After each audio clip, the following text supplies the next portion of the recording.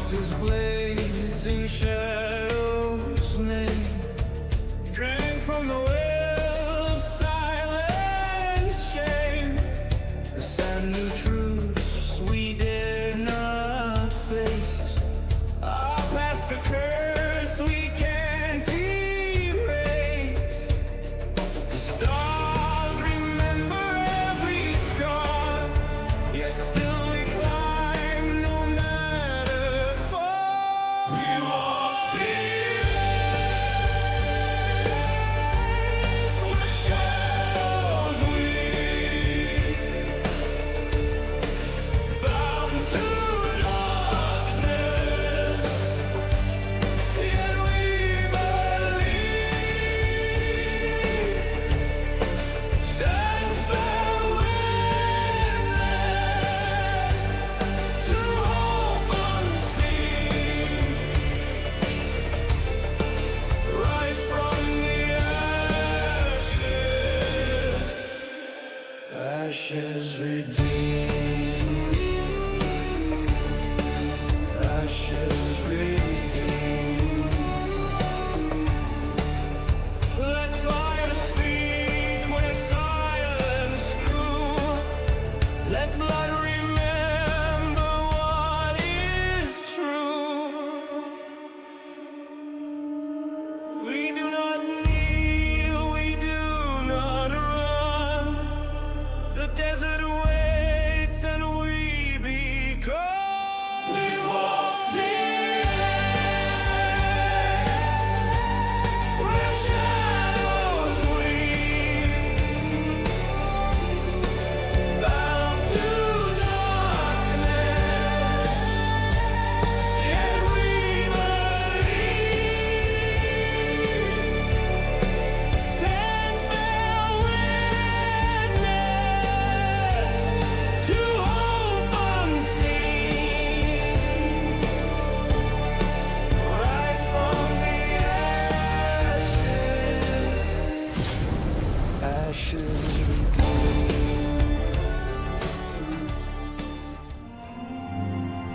All right, welcome in everybody to Stronghold D&D, and this is the Haunted Lands. It's a home-brewed Red Wizard of Fae slaying campaign. We got three homies in here today. We got Skylar, Pete, and Ty playing our monk and our paladin and our warlock.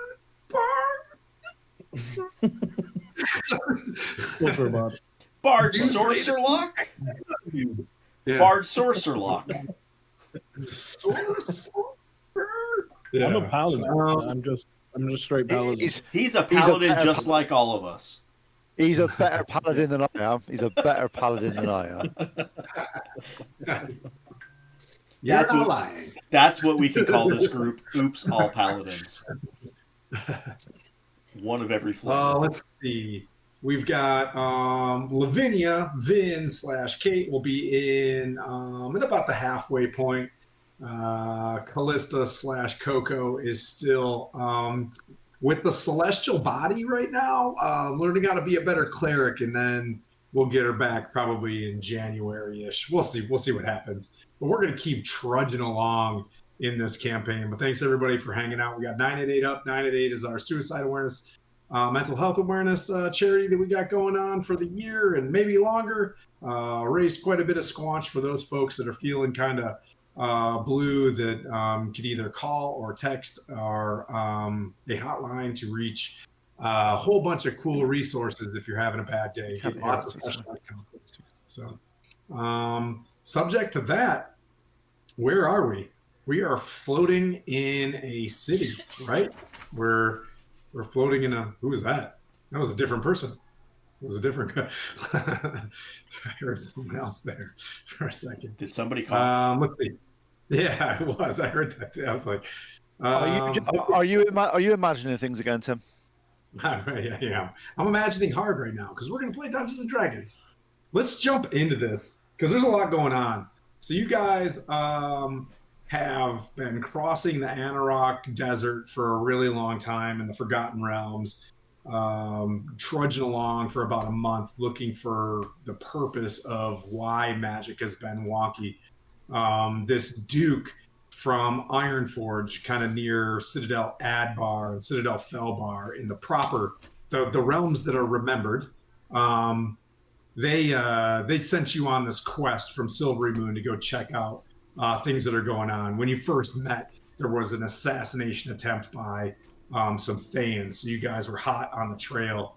In the Anarok, we were all shunted together into the Shadowfell a little bit. And there's been a common denominator of red wizards kind of messing with things. Younger, upstart kind of wizards, some subcontractors of Thay itself.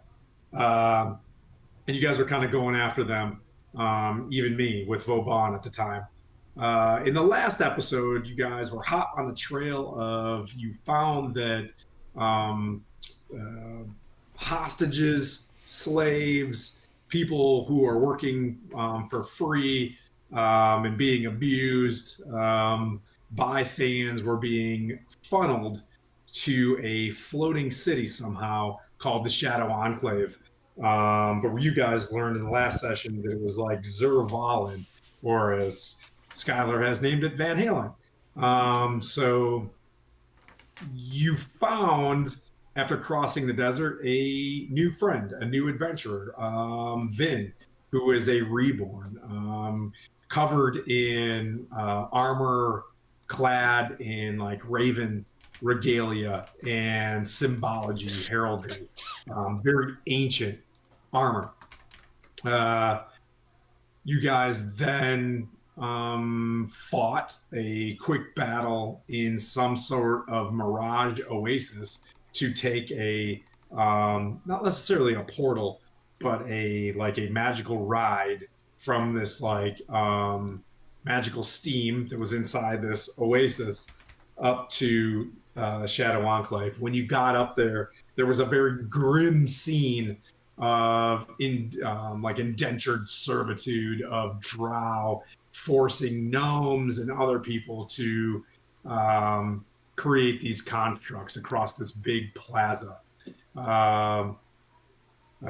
Calistan, played by Pete, while everybody else was planning a quick reconnoit, recognoured everybody else in the party and got to smiting.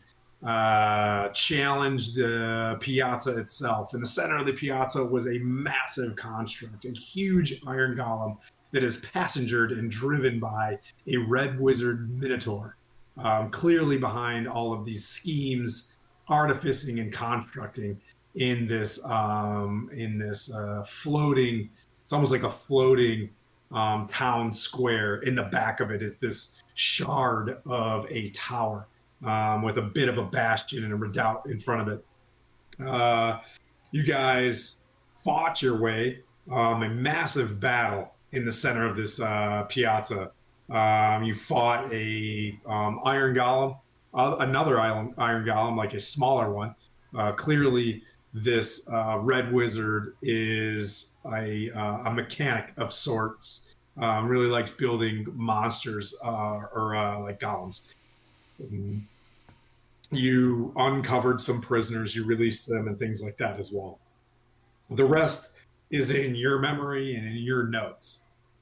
But where I'll leave you guys now is I'll give you some context through some memories. One of the first things that you guys saw when you got up to the city, the floating piazza city of Zervalin, barely the size of a large market square. The drifting city hovers like a wounded ember above the shimmering heat waves of the Anarok Desert.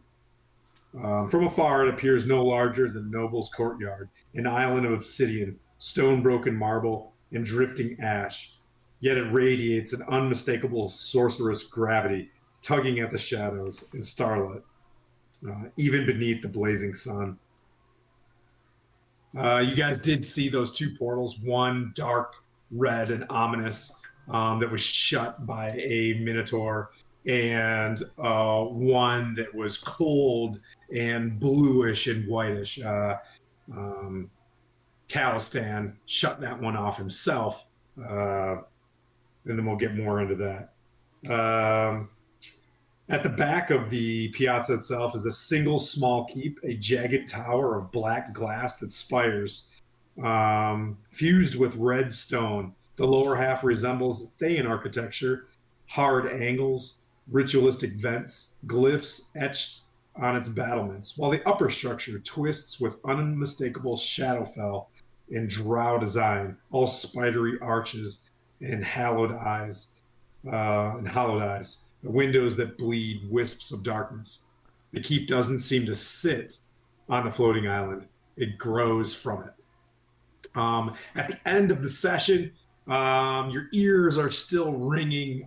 There's a bit of shock through all of you as this portcullis is, bent and broken open, and you looked into this grove beyond the portcullis, where beyond it is this tower, this massive construct. Walks into this putrid green mist and disappears, and you hear the echoing and chanting of the bald heads of Thayans at the inside of this weird mushroom grove beyond the portcullis itself. But you guys find yourself all tucked against the wall of, it's probably about 20, 30 feet tall. And then there's your classic keystoned archwayed portcullis pathway into this next area. But you guys are all there, panic breathing. You've been wounded. Some of you have been completely knocked unconscious in the last session. But we'll put the three of you guys in the theater of the mind. I know the picture looks like that. That's kind of inside the grove. That's just a little ambiance of things to come.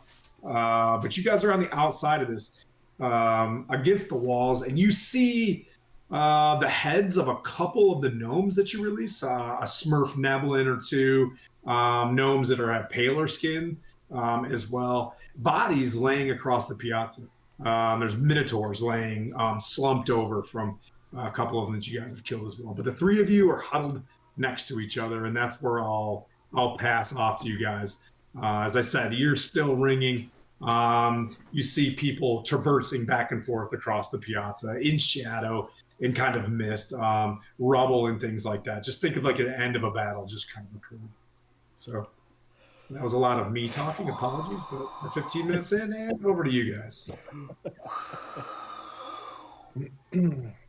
I think we're done.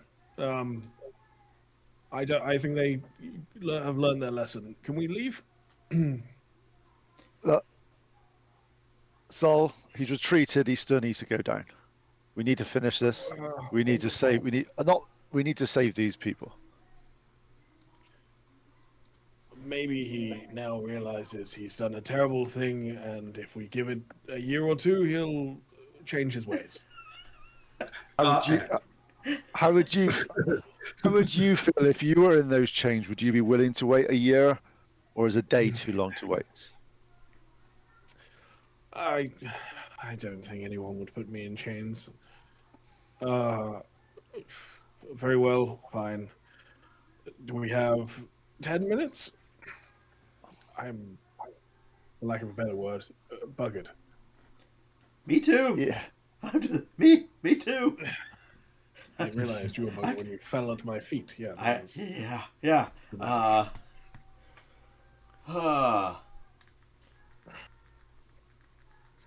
Energy might be laughing at us right now, but if we could muster a bit of a short rest, I think we might be able to at least press a little bit. Plus, I don't know what's in there. It looked... Was I able to see inside that there was, mushrooms and fungal... I could tell it was kind of like that inside, right? Right, Tim? Yeah, as you looked inside, I'll give you that sequence again if you want to kind of remember it. As you peered in there, once a serene Netherese garden of marble trellises, songbirds, and fragrant blossoms, the place is now a rotting sanctuary of fungal corruption. Vines droop like wet ropes, flowers sag under coats of gray fuzz, and the air hangs thick with sweet, unpleasant damp that sticks to the lungs. Every surface, stone, soil, and bone thrums with the slow, patient heartbeat of decay. At the center stood the statue of Zuggtmoy, towering above the ruins beds like a grotesque queen of spores. Carved one appears to be a large, thick mushroom. I wrote thick with 3 C's. What an idiot. I just I saw that. I can't even. My brain's so polluted that I don't even know about thick anymore. Tim, it's not. It's extra thick. Yeah, Zuggtmoy statue. Let me tell you. Anyways, the statue depicts a robe, feminine form, arms slightly open in an eerie, welcoming gesture. Where her face should be, there is only a cluster of carved fungal plates overlapping like tiered shelves. Real mushrooms, pale, veiny, pulsing, have sprouted from the stone itself, as though the statue's features are trying to bloom into life. Sorry, I wrote this like 2 weeks ago, so I have to remember what it was. Actually, as I look in there, I turn to Zal and Savaris and go, that sometimes we act, sometimes we need to find out. Where are those deep gnomes? They must know more about these mushrooms than we do. Hey, didn't some of those minotaurs have on gas masks? They did, but also we've got we saved a load of deep gnomes. They must know more about. I'm not going to wear a deep gnome on my face to go in there. No, but there must be some deep gnomes. We just saved some from being slaves. Go and talk to them before we go in and ask them. Oh, that's smart. That sounds smart. As I try to explain it, I obviously Cal, in his normal approach, isn't explaining things well. Gets a bit frustrated. He just sort of turns around and starts walking towards the deep gnomes to go and talk to them. You see them kind of scuttering in their. You remember there was one. There was like a hangman's tower, right? A gallows. Excuse me, braining hard. And there's 2 of them kind of huddled underneath it, and then they're like talking to one that's like slightly taller. So there's like 2 shorter ones and one, and they're like taking kind of directions from like you hear them, like whispering. You kind of walk up, and one kind of looks out, kind of paler skin, feminine, and has like a. The 2 of them clearly look like they're balding heads, bluer skin. Look definitely like Smurf Neblin, but the other one looks like your regular gnome type. And you hear her speaking in some different tone, which is, like whatever gnomish undercommon that they're speaking. And she looks up to you and she's like, "Where did you come from, Tabaxi? Well, thank you. I might add." You're welcome. We couldn't stand and watch what was happening. We need to get in there to put to end to this once and for all. However, I've been reminded that rushing sometimes isn't the best policy, and maybe I need to pay a bit more attention to some things. And we noticed the Minotaurs wearing gas masks in that area, and we've looked in. There's loads of spores and mushrooms and all that sort of stuff, and we don't know what that is. And we thought we'd talk to somebody that may. And if you know, I tried keeping my eye in there, but I could only see the green putrid mist. Constructs and minotaurs are wearing those masks when they go in. I haven't been behind the walls. And there's cages to the left and right. She's like, I was kept to that cage there. I would come out and they would give me tools like I was one of these Smurf Neblin. I know nothing of crafting. But okay, I'll go. Do you know anything that can help us, or do we need to talk to somebody else? do you speak Gnomish? She starts like, like speaking to the Smurf Neblin, and they're kind of nodding back and forth. Right? No, I do not. They know that they've been building more golems, probably to put them through the portal. The portals would open and the portals would close. They would bring folks like me through it. And she kind of looks, left and right. They kind of look at her. She doesn't seem like she's definitely not a Smurf now. That's right. If I sort of go, well, if you were building these iron constructs, what's the best way of taking them down? And she speaks to them. You know what I mean? Like, and it's like farewell. Blah, blah, blah, blah. She looks back. She's like, The only thing that you can do is just straight damage him. I don't know. You can wait till he comes out. He's having a bigger one. That works. We damage it. That's fine. But there's no other tactical way of dealing with this at all. It's just a purely pound and grind. There's just that tall tower that he would go into, but I don't think he'd come out of that construct. I don't know if he can fit into his tower while he's in the construct. But I know he is a wizard.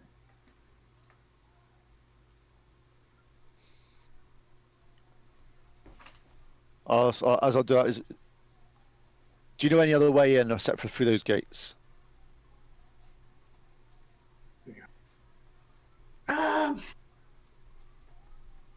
I don't. Unless you can fly around it. It's like a peninsula in the back, I think. Right. Is there any way you can?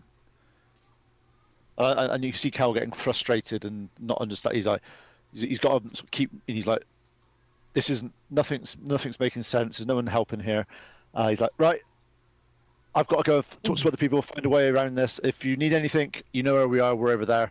But ask around. At the moment, if we jump off this, we're dead. So we need to get down on the ground, or we need to stop this. And you want to stop everybody else getting slaved. It looks like the portal's broken that we were all brought into. and they look back, and it's not like bubbling with, you know what I mean, that pink mist or whatever. It just looks like it's empty. I don't have very many good answers. I am sorry. She's like, they're very handy with tools and building things. And the two gnomes kind of look, and they're like, Hiya. We speak a little common. I point at the portal and say, "Can you fix?" Keeping it simple words. Hell magic. We were only building the golems for them. We're terribly sorry. and they show like they're just like bleeding, and they have welts on their back. Like, We just want to be back with our families. We're implicit with this. Oh, totally. I'll get you out of here. Is there anything in this? You've been building these golems. Is there anything that we can salvage together in anything? Do some MacGyvering of all these parts you've got. Create us something that we could take in there and rock their world. I really wish we could help you. and they look around. They're like, The city's not finished. It still seems to be forming itself. It's been built by some unstable planar magic. Sheets of dusk peel in from impossible angles at dusk. It seems to be knitting itself together. I think it takes its energy from whatever the mushroom grove is and whatever is inside the Voltis' laboratory. Well, I get that. You've got parts of golems, parts of metal, parts of things. You can make things. Can you make some type of mobile shield or something that flames? Some of the literally that we can just use as a bastion to get through there to compute. Even if it's just. If we got a couple weeks, like, we could really put. and they start looking like, Yeah, if we got a couple weeks, we could have this done. and they just. What can you do in 20 minutes? We can help with the portal. We can work on that portal. and they point Well, to I like, said- they're like, That one's broken by the Minotaur. We can probably fix the other one.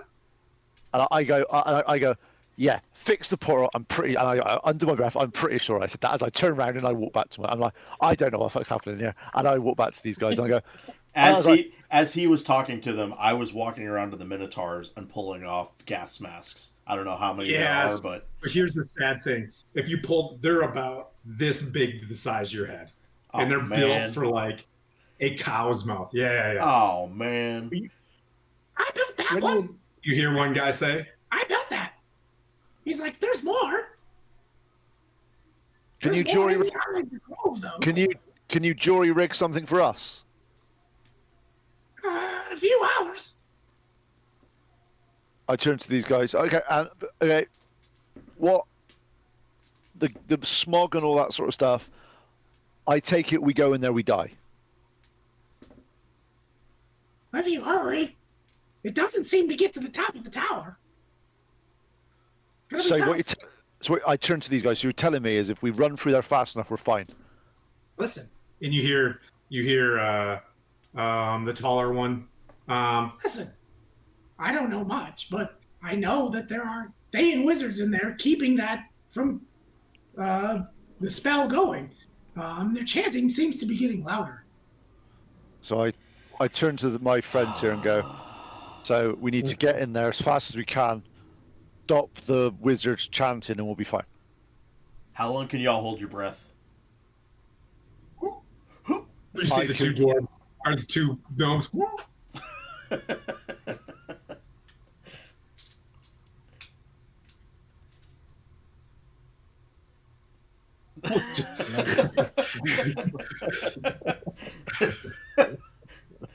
That was awesome. What are you trying to get at, Calistan? I see what you're trying to see. Can the gnomes solve anything? Are the gnomes key to this?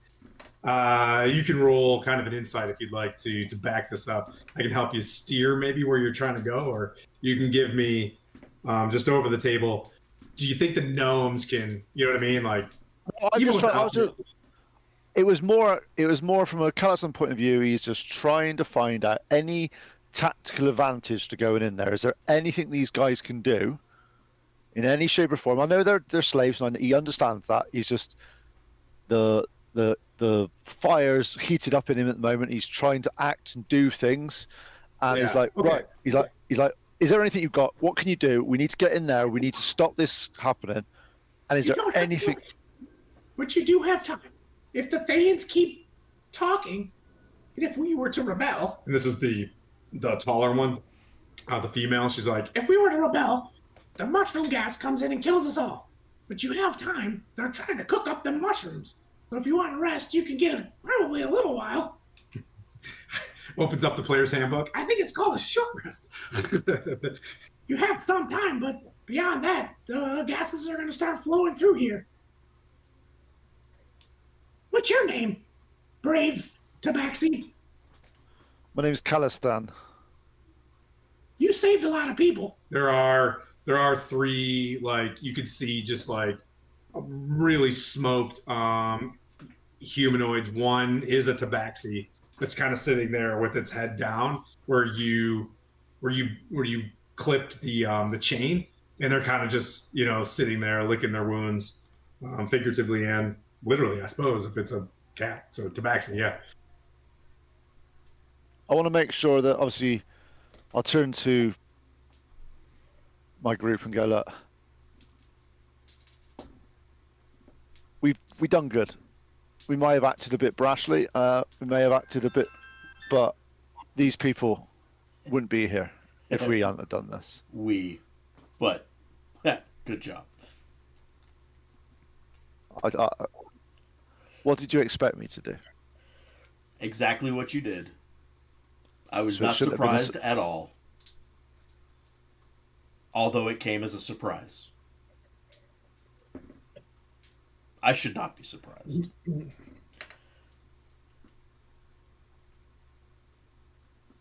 Well, Keep going, Callison. I want to hear the end of the speech. It's been many years, as far as I'm concerned, I've not had to deal with external people, with external thoughts, with external powers. It's just been me and my single-mindedness, and it's worked. It's done well for me so far. But I look round, I see your wounds. I'm like, I need to understand that not everyone is.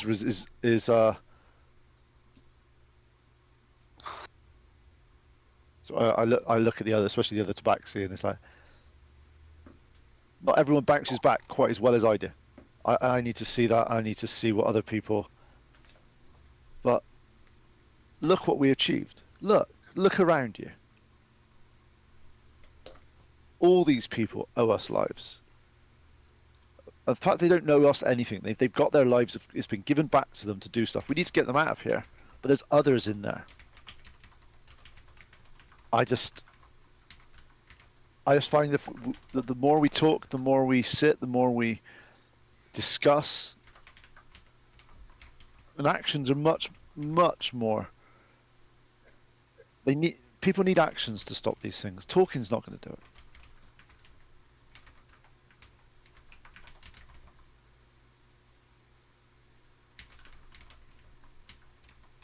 But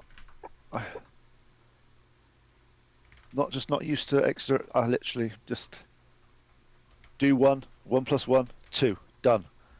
But in this case, I'm sorry that you got hurt.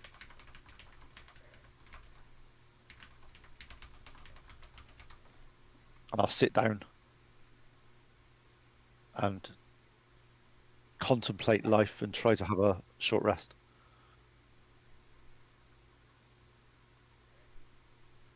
Anything else you guys want to do? Sorry, I was quickly writing something down real fast. I assume that running in there and finishing what we've already started is what a good person would do. Yes, Councilman. You don't need to be good to understand that is. I'm not. I'll be honest. What's good? What's evil? I am not that type of person. I don't understand the greater things, but taking these people's freedom is the ultimate. We need to return it. Listen, the mushrooms want us dead. The Thayans want us enslaved. I find both options unacceptable. We should rest our legs, sharpen our will, and then we can finish this. Airdrie will be at our back. I couldn't get through to the gnomes. Maybe my directness was a little bit too much for them, especially in their state.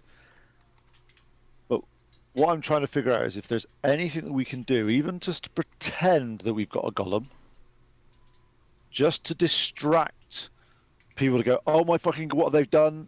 There's a golem coming in, and then we can use that as a distraction and do some actual. Look, I'm all for storming the front gates. You know what? Give me 10 minutes. I'll be back and I will storm those front gates. I will go straight through as fast as I can. I'll go straight through that mist. I'm not sure if everyone else will survive. And you guys, however, the short amount of time I've known you, you're good people. I don't wish that upon you. I don't know. I've kind of grown. I've kind of liked this standing up to something and getting one shot, and then stand back up. Hey, look, if you get down, you just get up again, and That's we're fine. right. Okay. Never gonna keep me down. Exactly. I'll put it up and you hit it out of the park.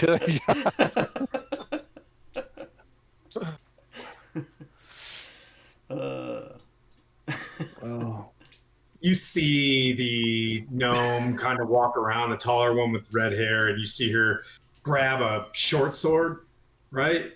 And she kind of finds something to slip into a belt and sits next to you, kind of shakes it off. And she's like, well, I'm not going to die sitting out here.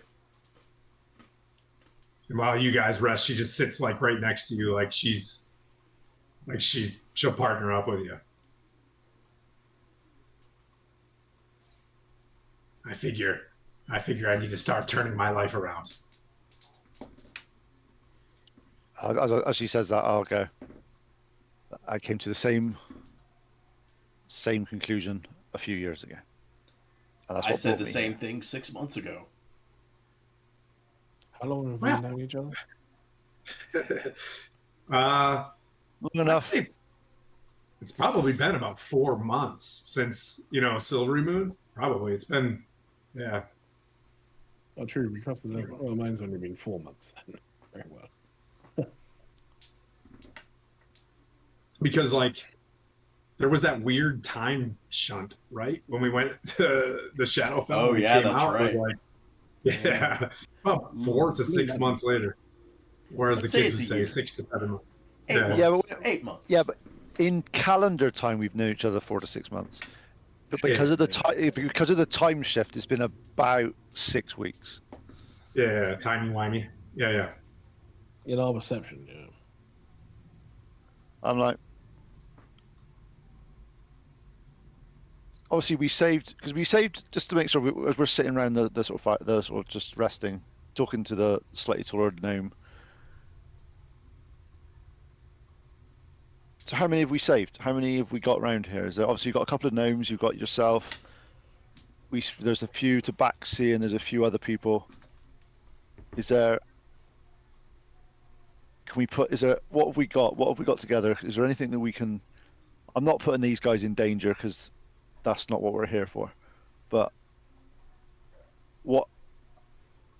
who are they? What have they got? What skills have they got? Is there anything they can help us with? Is there anything they can? Is there anything they've got, information-wise, or anything like that we can use? They didn't really let them in, but they'll fight. And she kind of, If you want them to fight, they'll fight. and the tabaxi, kind of sits up, and you can see it's a feminine form. She's got dark orange, amber kind of fur, and she stands up. There's like a very leather halberd kind of on her, and she kind of walks around as well, looking for something, and she shakes off some dust on top of her head, and you can see where her fur is worn from the cuffs of the shackles. And as you say that, they all kind of walk around a couple of them are like falled over, you know what I mean? But it seems that the two gnomes and the tabaxi and it's hard to explain that there's two Smurflevlins in the gnome. That's what I'll say from now on. The gnome looks like a pretty decent shape, not as emaciated as anybody else. And the two gnomes look like their skin's very ashen from the forges and things like that. They look pretty tired. But they grab a couple hammers, you know what I mean? And they stand there as well. And you guys are kind of sitting up against the wall, of this thing. And they just kind of look at you and, yeah, we will fight. We'll fight. I'll turn to them and thank them and sort of go, once this day is over, we'll be fine. But let's just take it one day at a time. The tabaxi sits at the far end, just stares off, and she's got like a spear in her hand. There's like a spear on the ground. She just picks up a spear, sits against the ground, and kind of stares off.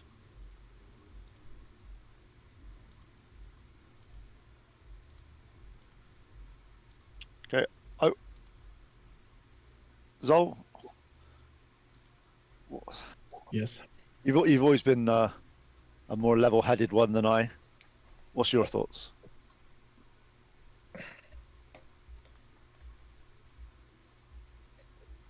I believe you. You say they have to be stopped, so I'm afraid I don't have much left in the tank when it comes to trickery or deceit or doing smart plays. So we resort to brute force, at least where I'm concerned. I will apologize now that I can't give you more than I have available. But I'm ready to go in and face whatever is on the other side of that portcullis anytime.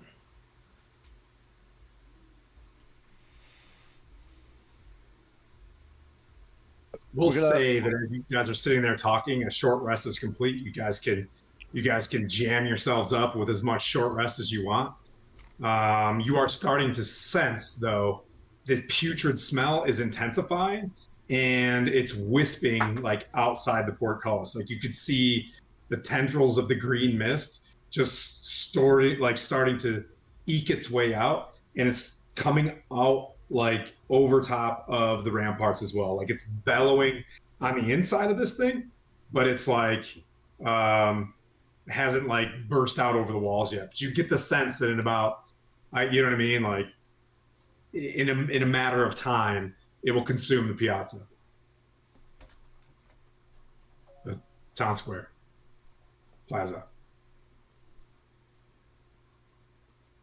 So you guys can take a moment, jam yourselves up with as much short rest as you can. Does that spy your character sheets? Calistan took a very healthy short rest, I see. Yeah, As did why I. wouldn't? I should get all my focus points back.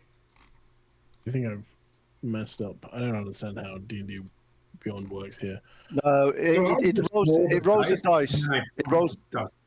Yeah, it rolls the dice and never actually adds it. So you're flipping sheet. You got to do it manually. It's stupid. Or I just write it down and be like, I use 3 of 6. You know what I mean? And just kind of remember. Yep, that's Yeah, it's not basically great, what I right? did. Take short rest. Confirm. I think I've taken 3 at this point, but I'm just trying to use the dice. I wasn't missing that many hit points. I shouldn't. Too many. Well, some classes get like a channel divinity back or something like that, so it's kind of valuable. Some people get a spell slot or whatever. Yeah, I don't actually think a short rest is going to do anything for me. I got hit points. I got hit points. I get some hit points. Yeah, that's. I think I also got hit points and all my focus points back. So Yeah, it doesn't look like I got anything else back on a short rest.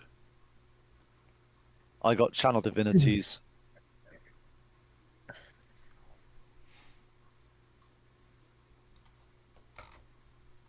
You guys hear also while you guys are having short rests, like wrenches turning and banging, like against metal and stuff. Like it's clearly sounds like there's repairs being done. You know what I mean? You're hearing like ding, ding, ding, ding. yeah, so he's also getting hit points back. Yay!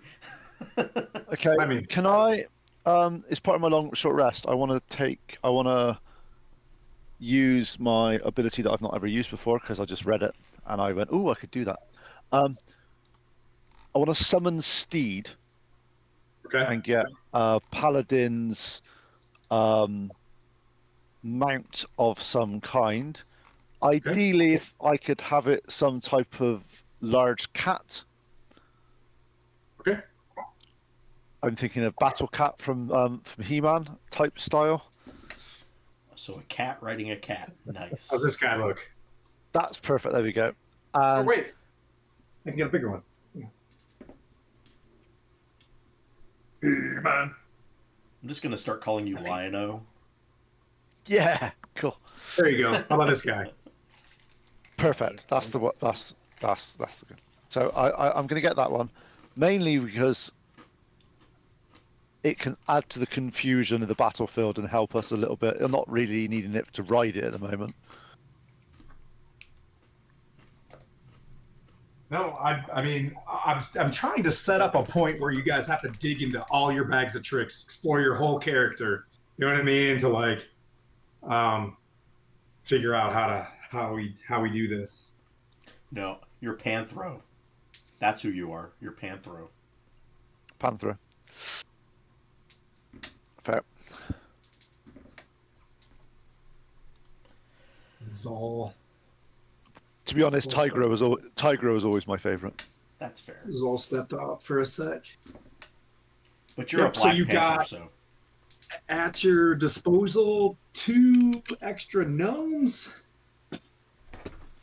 Can you, look, as you say that, Cal interrupts the DM and goes, "They're not disposable. They're humans. They're people. They need to be here." 2 disposable NPCs.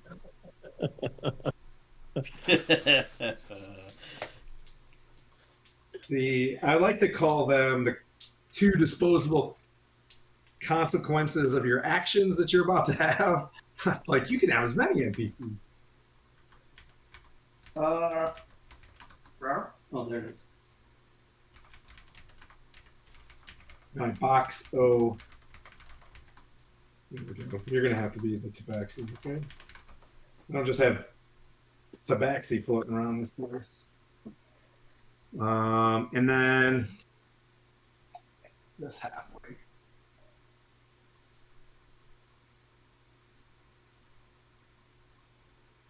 I'm ready. So you're not alone. Wise words of Michael Jackson. You are not alone. So after Get this some short down. after this short rest, you're gonna see Sylvaris close his eyes and just basically go into a quick what's it called? Meditative state. Meditative state. Yeah, that's almost a trance. And he's gonna open his eyes and stand up, and just look at everybody. Like Airdrie Fania teaches this. The storm does not break because it is tired. It changes and gathers itself and moves again. We've rested. This is not weakness. This is the wind choosing when to strike. If the sky still carries us, then we are not done. Stand, breathe, and walk with me. And I'll invoke my elemental attunement. That's pretty tight. Walk with me. And As you guys are start walking saying, off in oh, there. go ahead. I'm just going to start walking off in that direction. Oh, towards the okay. Yeah, as you guys are sitting there, taking your short rest, working on your character sheets, there's like certain things that you see, like a doorway in the piazza just like fades in and out as if this place is still kind of being constructed. The air seems to vibrate sometimes as it's becoming dusk, and where the doorway was like fading, you can start seeing another alleyway starting to kind of form a little bit. It doesn't seem to be like something you can step on and make purchase, but like it's the gloom itself is starting to become solid. But you elected, you're walking in, you're heading into the portcullis itself. I'm starting, As not like, yeah. but I'm making. You're sitting next to the blue campfire in Neverwinter. You're hitting quick save. Yeah, and I stand up and I start walking. Follow me. Yeah, I got you. All right, so he stands up, he starts walking. We'll say Ty / Zal. What would you like to do? You powering up anything, or are you just a bard right now? Are you just a warlock? Certainly not a warlock. Like sorcery. Yeah. You're a sorcerer. You should have got stuff back. No, I don't get any. No, I got nothing back from sorcery either.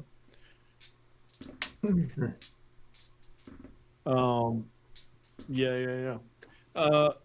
Is it looking like we're gonna walk through there and immediately start fighting? Because I think yours lasts 10 minutes, right? It does. Yep. Elemental attunement. Yeah. Okay. Mine only lasts a minute, so I'm not sure I want to do that just yet. But I will stand, give a sort of final look around. Very well. Now or never, I suppose. So I was hoping to live longer. I turn to Zol and Sylvaris and say, so we waited, we've rested, we now act. Are we just running through the mist and getting to the wizards and stopping them? Or is there any other less Calliston approach that you guys wish to do?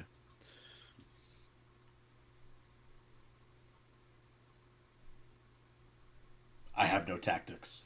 I'm just going in. I have no smart moves here, I'm afraid. In that case, then, for our odds in our favor, I will use my trusty mount. I will tell it as we start. My plan is to use the mount as a pure distraction It's extremely fast. It can teleport. It can do weird things. It can do all these sort of things. If it goes in a direction away from us and causes as much chaos and trouble that way, and we can go to the left and we go to the right type thing. Yeah, so when you look in the portcullis, you'd have to tell this thing which way you want you guys to go and which way you want the cat to go, right? So like, because you can't really see, the mist is, as you turn the corner and you're looking in the portcullis, it's like you all it is this green mist. Like you're gonna hit it.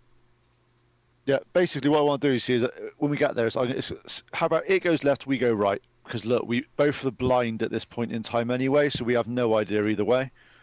Is there stats on this thing? What are the basic stats on this thing? I can tell you. What do you want from it? AC, HP, those AC 12. Yep. Hit point is 70. Nice. It can speed of 60, fly of 60. Okay. And it has attacks. It has a It'll act on your turn. Is that okay? Yeah, fine. Okay. All right.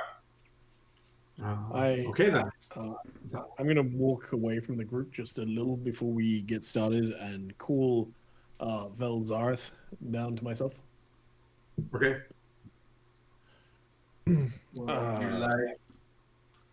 No, I don't think we need a model for this. It will make sense to move.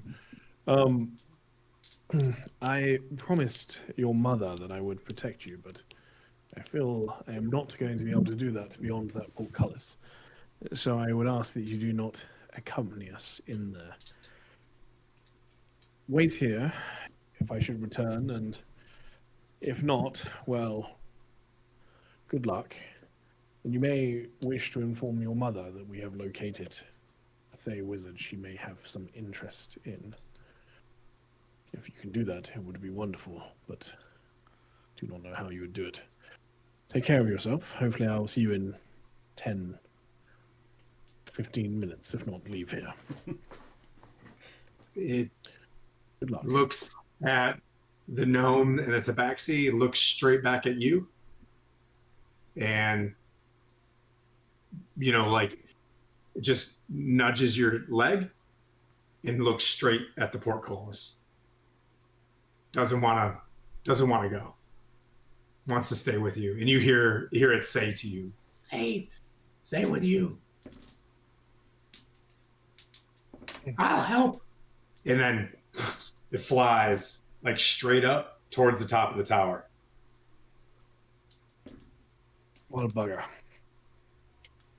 Well, I'll see Zol Zol Yeah, I see Zol doing that, and I sort of go. I go to Savanas and go. Your gods answered you before. Let's hope she's with us now. And as you do that, I'll concentrate on my spear and just want to, sort of reach in and go, look, whatever you were, you've bonded with me for a reason. Let's make this be known, and let's make sure that we save these people. It shakes in your hand, right? And just points into the portcullis. Does it point left or right a little bit? Flash in your eyes of bound tabaxi, right? Being moved from that tower into the blue portal. But it's pointing at the tower. Like you see a flash of, Kalimshan tabaxi. One being like very large, kind of about the size of you, darker, like Black Panther fur as well.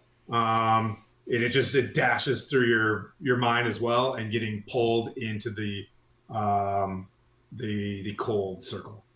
Do I get any sense of if it's straightforward or to the left or to the right that that's happening here, or?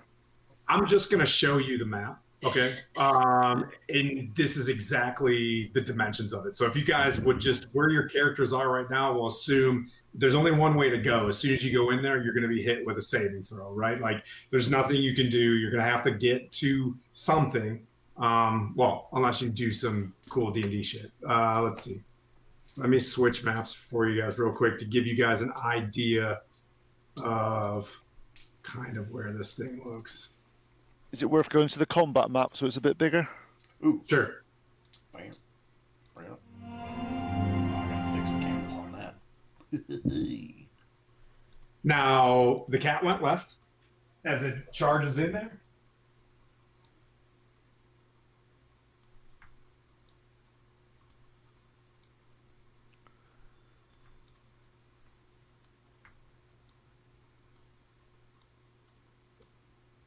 Eesh.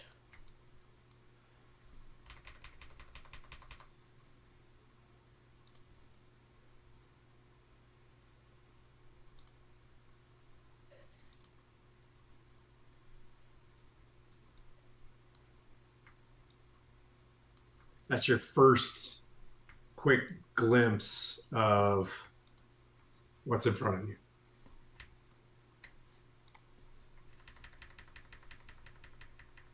Okay, so the instructions for the Of cat. course, the camera flipped backwards. Left to me is actually, yeah. The cat went left. You said, or the cat went, yeah. I got cat went- so. Is the cat going towards the golem or towards the mages? the goblin. Okay, that's fine. That's fine.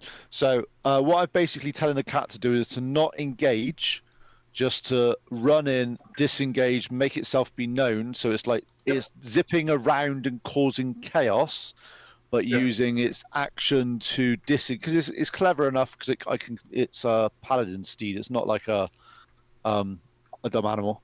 So Okay. I'm basically using it to sort of just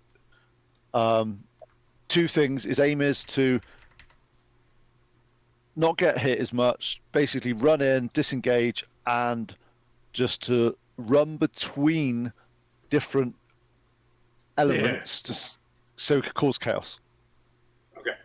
And we'll say it'll do that on the first turn. Well, we'll work through it. So your intent to cause chaos will present itself in some sort of way. So I understand what you're trying to do there.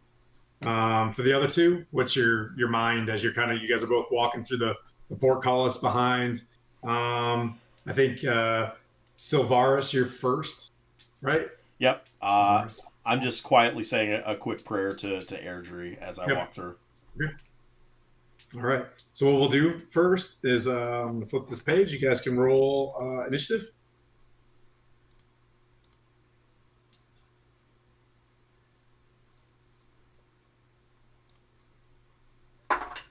As a rolling initiative, as you hear,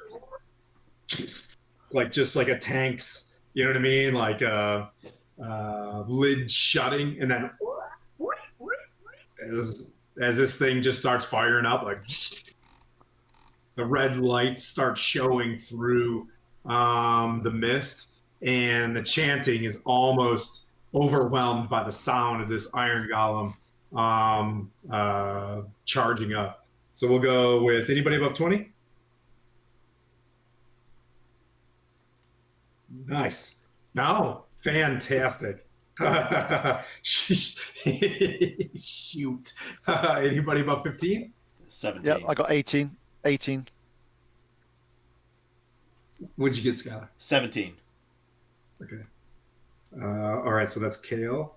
And then it goes Silvaris.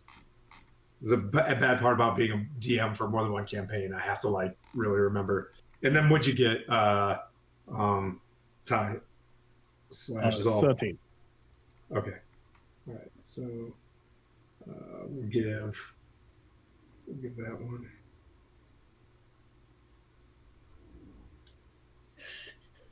Let me just do math real quick. Hands. And then we'll do Zal. And then we'll do those guys. We'll do NPCs. And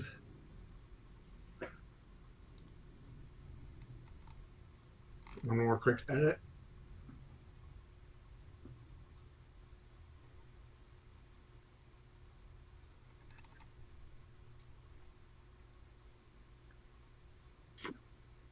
All right. This is going to be fun. All right. So as you guys cross into the mist, you guys hear the basically like the sounds of a tank getting started to fire up of like an engine. Everybody make a Constitution saving throw. Oh, here we go. We'll make it for these guys as well. Oh no! All right. Oh no! That actually worked pretty good. Oh no! You just the 4 NPCs just like all rolled 3s and 1s. So terrible. We didn't kill them. Tim killed them. Just leave that there. Yeah, my dice did. At least I'm getting those out of the way right now. What'd you get, Kale? 20. Okay. Your skin, as soon as you hit this, you think it's gonna be some sort of like respiratory effect. It begins itching on your skin real bit, and you kind of like because of your fur, we'll say, it just kind of coats the top of your fur. Doesn't really touch your skin. What did you get, Savaris? 16. 16? Yeah. Yeah, same thing. It's like a mist on top of your robes. And you're able to kind of wipe it off a little bit, but you're still in it. So we'll stay with this mechanic. And then Zal, what'd you get? 23. Okay, same thing. But you notice that the NPCs, they are like itching at their skin like immediately. Like there's like a little bit of like you see one boil like pop up immediately on one of them as you guys move in. The Iron Golem starts like firing up as you guys walk through the portcullis. You guys went to the left and right. Could we just making sure of this? Obviously, we know that it was going to be combat. Could we have cast any spells just prior to this starting? Yep. Okay. Yeah, you can. You know what I mean? Like that's what I was like. Hey, you guys want to do as you walk through the portcullis? What spells would you like to preparatory? Okay. I am casting Blade Ward, which is a cantrip. Okay. And I am casting Divine Favor on myself. Nice. Savaris, is there anything that you were gonna? I'm Come out up, of I'm out Paul? of stuff aside from the attunement. That's it. Okay. Okay. I think I might throw a little bit of minor illusion around just to try and add to the chaos of the moment, but I don't have much else I can do. So, like a couple more cats and things running around. some if you guys break to the right, do you want to roll for your cat? You said it was going to go on the same initiative as me for it easier for you. I think just because it's going to take the poison breath because you guys are breaking right, and this thing is going to shoot the cat, right? So what I'm going to offer you is good job using the cat. It's going to see the cat and hit the cat, and then the recharge sequence will come. That's my first trade for you guys. You know what I mean? Like for you guys planning. Yeah, but go ahead. Okay, so you want my initiative for the a dex save from your cat, which should be good. I mean, it's a freaking tiger or whatever celestial mount you guys have. Yeah, give me a second. I just got to look it up. Where is it? So dexterity saving throw of 19. Okay, that passes, but it'll take half damage. Okay. I'll let you. Are you recording damage for this, or do you want me to do it as a separate one? I'll do it 27. Okay, cool. 7.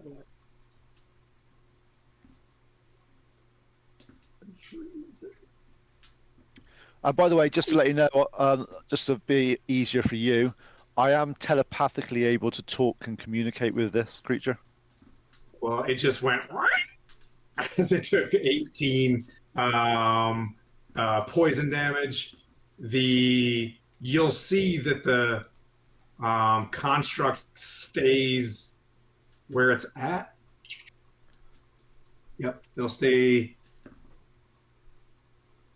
Yeah, it'll stay where it's at. Like you can see it's standing in front of this pillar, like the shard-looking tower behind it. And that brings up Kalstan. Okay, so are we from this? Obviously, there's chanting and all that going on. Are we? We know that that's to the right, do we? Yes. Okay, I want to run directly to where the chanting is. Okay.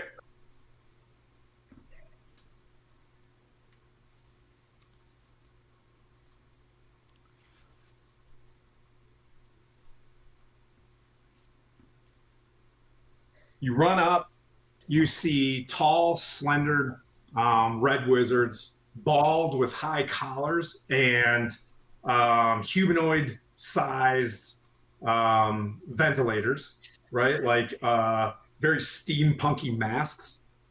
And they're chanting to Zuggtmoy.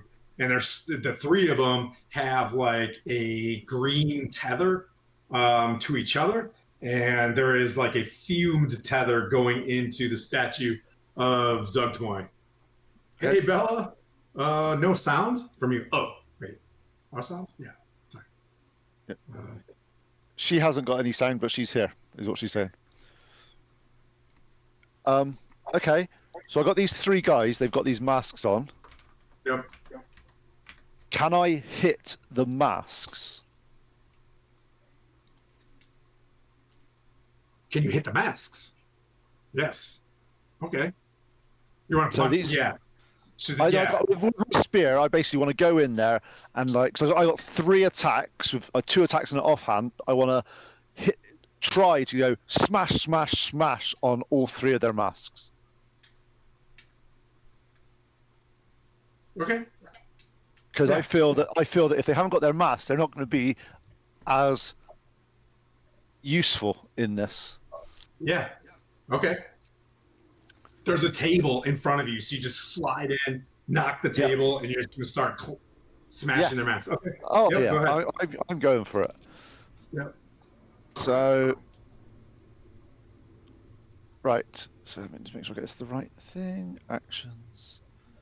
So I'll give you the first 2 attacks first of all. I'll give my offhand because it's a slightly different damage numbers, so it's easier. So Yep. the first 2 attacks are 21 and a 19.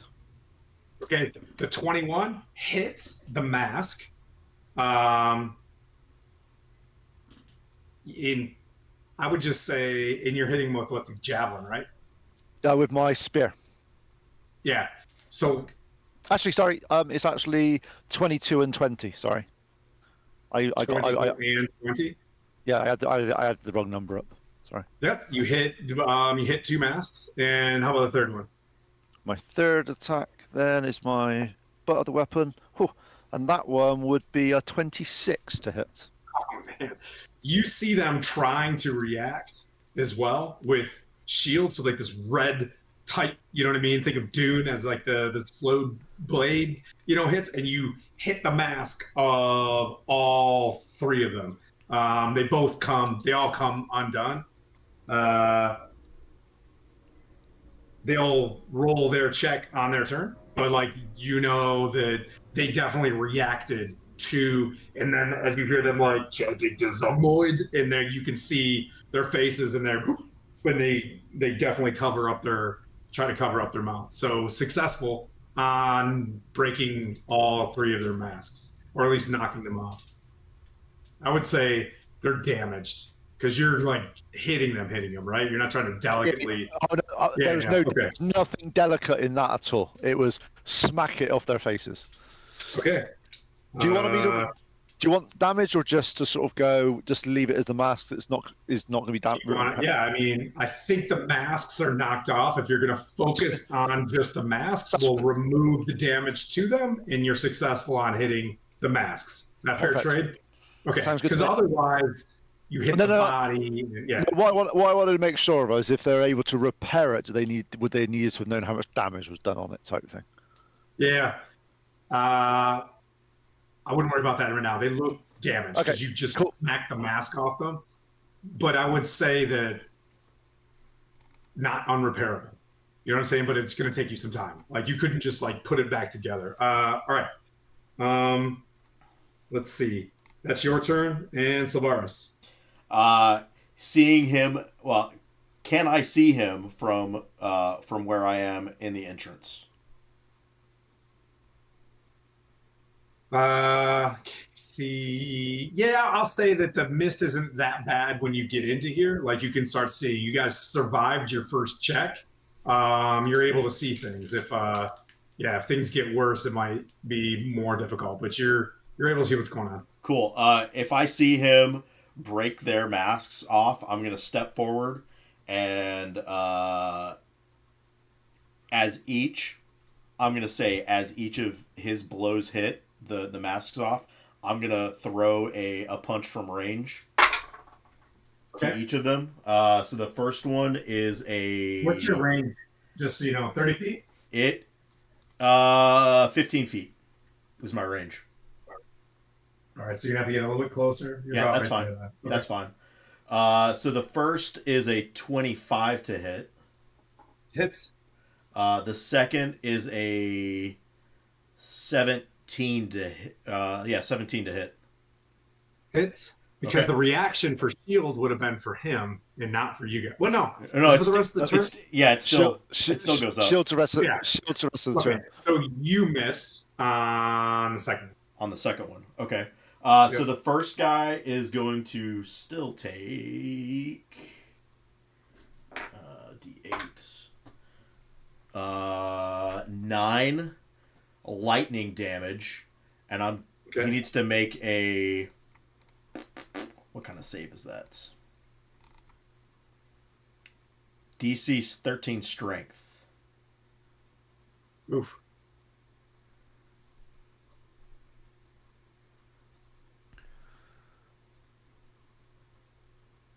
That's my fourth one already today. So that's going to be the guy on the right. I'm going to push him into the statue away from me. Okay. And then I'll use a focus point to do flurry of blows and get 2 more attacks.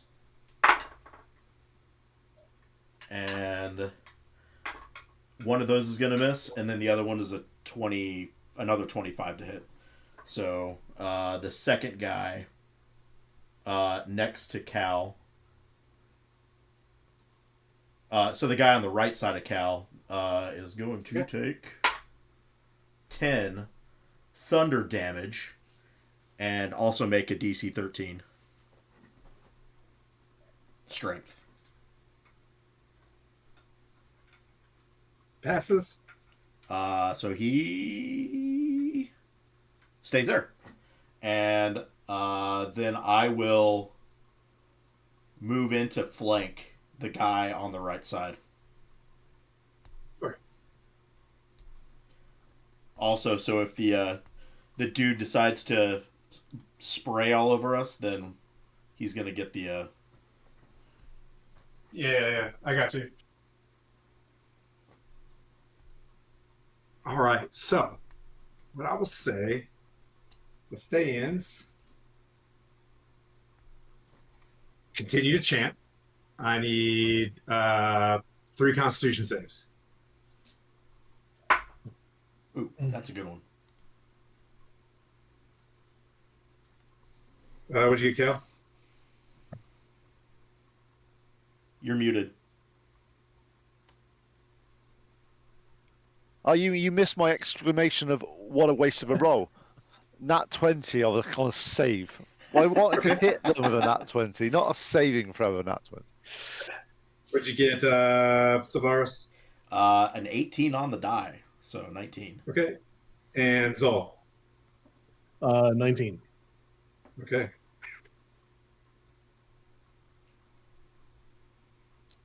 All right. I gotta go for your NPCs. There are NPCs. Don't just label them to. You never even asked their names. You guys are like. Let's see. They'll earn their names one way or the other today. No, man. All right. And they're going to go with. Is this semantic? Weren't they carrying on casting the spell they were doing a little bit of time ago? What's that? Didn't you say that they were? Oh, they don't need to cast spells on us. So fine, we're happy. It's a concentration. But yeah. So let's see. All right. We're going to go with their scorching rays. Create 3 rays for each of them. So they'll go, one will go with against Calistan. So does that mean they've stopped casting the spell that they were casting, and now they're casting spells on us? No, scorching rays is not a concentration spell. They're concentrating on this spell, and then Okay. Yeah. So they're attacking me. They got 1d4 minus on each of their attacks because of Blade Ward. okay. 19. What is your? 19 hits. Hang on. 19, 20, 21, 22, 23. It's a 23. Still Okay, so hits. 22, so that hits, yeah. Okay. So is that still with the minus 1d4? They're not allowed to roll that high. Tell them to roll lower. Roll lower. That's why they get minus 1d4. I have 19 on the die, so that will never happen again. You know how I roll. So I gotta hit you when I can. That's never gonna happen again. 10 fire damage. Okay, let me do a concentration check a minute. Yeah, I'm okay. And then the third scorching ray hits as well. Oh no. It's a 19 exactly. It was -4. So it was 19, 23, and then -4. So 19, does that hit? Yeah, 19 still hits. 7 fire damage. Okay, concentration. Yep, still fine. All right. Come on, little apprentice guys, you can do this. And for the monk, any minuses or anything like that I need to know before they start scorching ray? Okay. Nope. That's a miss. A 9's a miss. 9, 10, 11, 12's a miss, I assume. Yes. Yeah.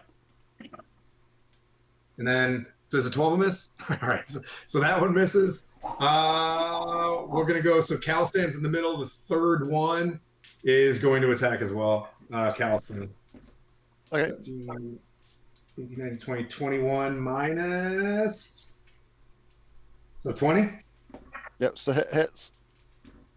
It's, oh my God, 12 fire damage? Dude, what? Hang on. Let me look at Scorching Ray again real quick. That's a lot. 3 Yep, beams. just about. 3 to hit and an 8. Okay, just 1 hit. So you took 3 scorching rays. So from where you're at, Zol, as you're kind of waiting for your turn, I'm sorry, you see a big flurry of blows, a table burst, and you see Calistan run up, smack the masks. You see these rays kind of flying. So it's just like looking into that scene of the Clone Wars with all the different fucking colors of beams and stuff like that in the mist. You see something crazy going on with thunder damage and lightning damage in the corner. The cat is squirming nimbly bimbly, but it is now your turn as the first bit of melee occurs. Sorry, one question, obviously just a bit in 2 secs. On their turns, did they also have to do con saving throws? On their turns. So they had their turn because they just cast. You're right. God, you got me. There's too much stuff going on. Thank you. 11, so that's a 1 fails. He becomes itchy. Second one fails. Third one fails. They all have disadvantage on their saving throws. Ooh. So that brings up Zol. Kill them, Zol. The first thing he's going to do is activate innate Shenaniganery, innate sorcery. Did you Step say to the innate right a little bit, shenaniganry? step right. Shenaniganery. That's the one. Step to the right a little bit. Eyes now burning just pure black at the moment. And I will, as I do this, ready a ball of lightning in one hand to throw out at one of the apprentices. And as I do, I will ask Velzareth, just in sort of quite growled, draconic, to sting the apprentices, to attempt to sting the apprentices. Okay. So your pseudo dragons come back down. Slide. Yep. Not invisible. Invisible, not invisible. Can you guys see them? It's not invisible. Yeah. Yeah. Okay. You see him arc upwards and just dive down, and the one closest. It doesn't matter. The one to the opposite side. He's smart, so you did the opposite side, like right in front of Solaris. I am throwing a sorcerer's burst at the same time. The familiar attending goes at the end of my turn, but just Okay. Yep. No worries. so it's I'm assuming that it hits. It's a 25 to hit. 20. Yes. Yeah, 25. He doesn't use his reaction. He sees the chromatic orbit, and he's just like, oh boy. That is Wait, you're 11 points of lightning damage. Okay. On which one? 1, 2, or 3? Going left to right. Just let me know. The furthest right, number 3. Then I assume. Okay. You said 11. Okay. 11 lightning. Okay. Yeah. Sorcerer's Burst. The pseudo dragon at the end of my turn will come down to Sting, which is just a Constitution saving throw on his behalf. Which is a disadvantage. Horrible. It is stung as. That means he'll take. It's only a DC 12. The DC is not that high. Okay. I rolled a 3, buddy. I don't even bother. Like, yeah. It will take 6 points of poison damage, and the target gains the poisoned condition for 1 hour. While poisoned, the target also has the unconscious condition. Okay. He's super unconscious because he's dead. As he swoops down, and just you see this pseudo dragon just rip onto the back of this dude's neck right in front of Solaris, and he just like falls to the ground. One of the tethers is gone, and 2 of them, as they're focusing on this spell. Okay, I will tell him to evade and keep stinging, like hit and run tactics. But just to clarify, the pseudo dragon, I don't think has any way of becoming invisible. It doesn't have that innately. Yeah, I have dudes that have like absolutely ridiculous familiars, so I just always ask like, how fucking jailbroke is your character sheet right now? I always ask, just to make sure. Yeah, totally fair, but no. I cast no accountability. Yeah. Just tell me stories, Dungeon Master. Yeah. All right. Let's see. So that dude is dead. Zol. NPCs. They're gonna try their best. While they still can. They run up.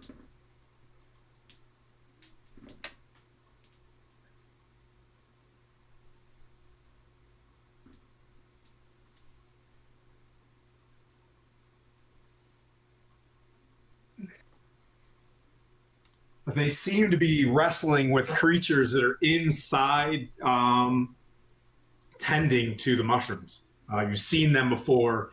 They're like golemed over, like, Gollum from Lord of the Rings. They get this gigantic eye, and they've got tattered robes on them, and they're just kind of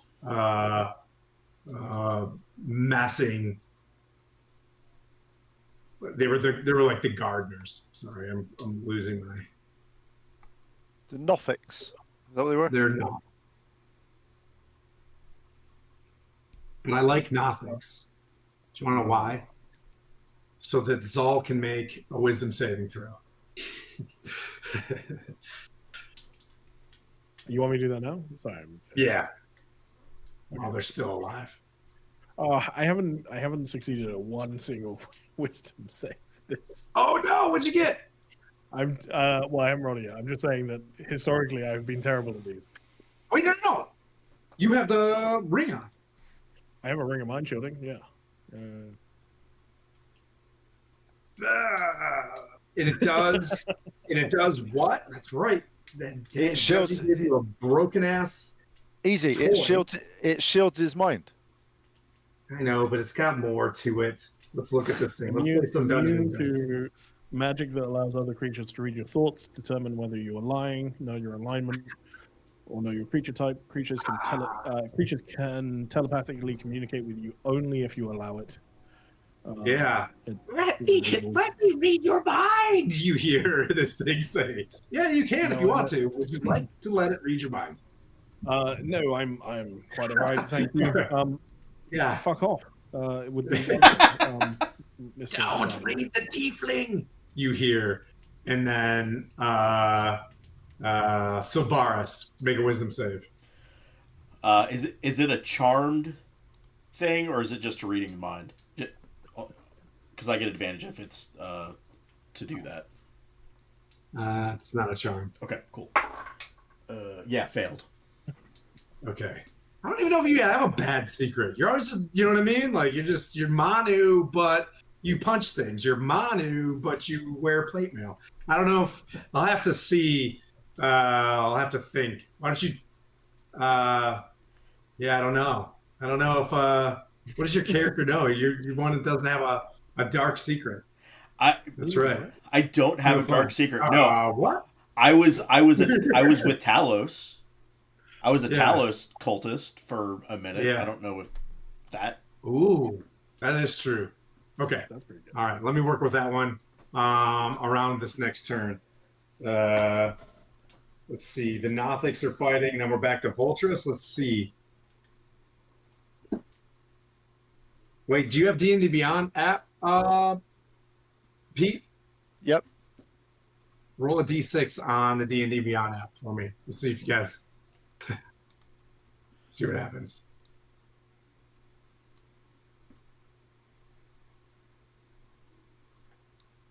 Does it come through?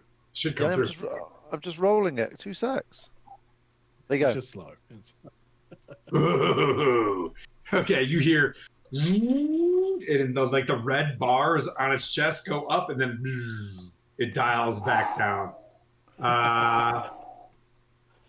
Let's see. All right, let's attack a kitty cat. So the cat is there, correct? The cat is on the table, surrounded by the wizards. Yes. It's not running around the Oh, sorry. No, oh, sorry. Oh, sorry. Not me. My mount. Okay. Yeah. The mount is basically it's running in, and it's not getting in melee range. Got it. And if there's Well- any other creatures around that aren't the wizards, is trying to get between it and them, so the creature can hurt its friends, like we did outside. Okay. What I'll say is, the wizard driving this thing, you hear him just like, not again. You won't fool me. And it kind of like just looks and the thing shifts. And then it gets into its arms for its, let's see what it's going to shoot here. We're going to shoot one at where the chromatic orb came from. We'll go with a fiery bolt there. That's a 23 to hit. Zolvarusk.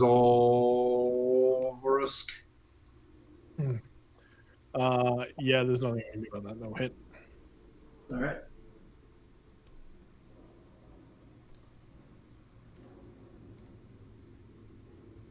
Where is this coming from? One of the apprentices? The Voltis. Oh shit. Okay. Iron Golem itself. 9, 10, 11.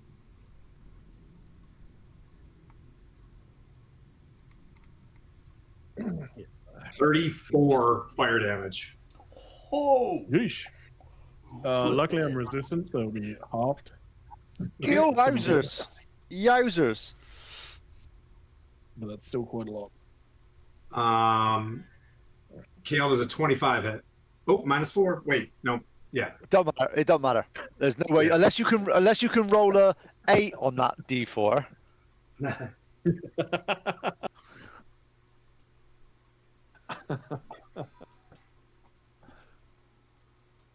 36 fire damage. Okay, I'm down. Oh God! Alrighty. And I don't That have brings any up- pots. You know who does? We could transfer them. There's 3 that what's her Vin. with Kate had. So you guys can each have one, is what we'll say. Okay. We can each have one. What? Sorry. Health Healing potion. pot. Ah, cool. Okay. And that brings up I rolled your death save, Kale. And Sylvaris, you're up. Seeing Kale go down, I'm just gonna pull my pot out and chuck it in his Does mouth. your cat stay with you when you go unconscious? Does the cat stay? My cat's a separate entity, so yeah. Okay. All right, so you go over. You're not going to break opportunity attack. You pump a health potion into as an action. You'll take it all. So that's 10. Yeah. All right. And then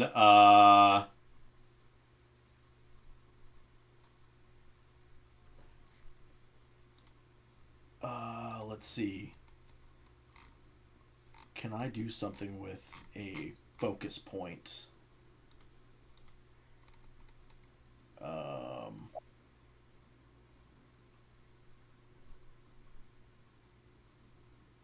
No, I'm gonna stand there and protect the cat, and but I will use a focus point and hit the guy to the left with a unarmed strike.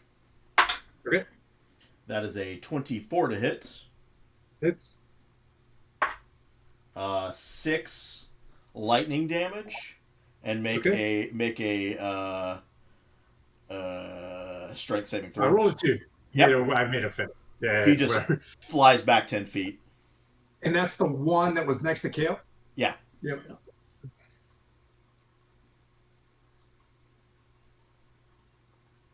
Kale is back up.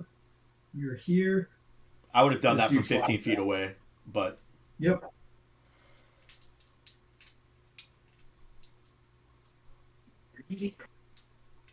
That's it. and that's it. He's up. All right. Con saves from 3 of you. Ooh, I need to make a constitution. Nope, there was still one up. All right. Con saves. 16 for me. 14.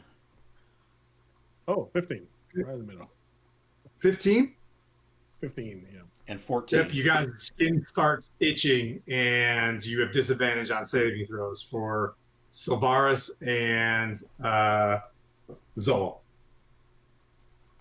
And the 2 of them are left. They're going to go after the Scorching Rays. How many left we got? Oh, Scorching Rays, we got 3 slots. All right. 1. That is Just to let you know, Cool. obviously I haven't got Blade Ward up anymore because I went down, so it's just a flat roll to attack me now. right. Skylar does a 15 is AC. Oh, that hits. Okay. Thanks. I was doing math. It's definitely not. It was a 17 on the die. 7 fire damage. I fart a little bit. And then 8 more fire damage is another Scorching Ray hits. Oh my god. And then the other one's going to aim towards Zol. It's a miss. It's a miss. 9, This is the highest one I got. 12. Does a 12 hit? No.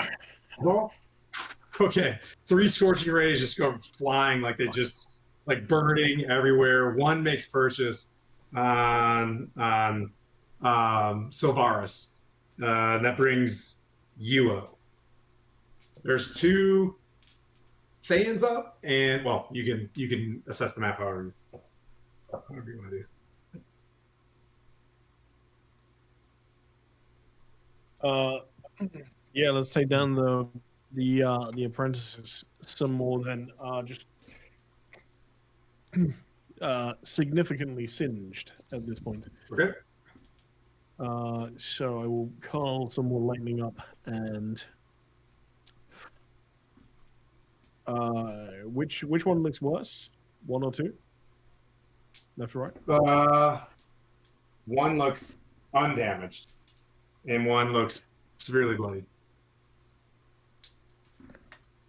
I'm going to try No, and they're both throw damaged. I'm sorry. They both look bloodied.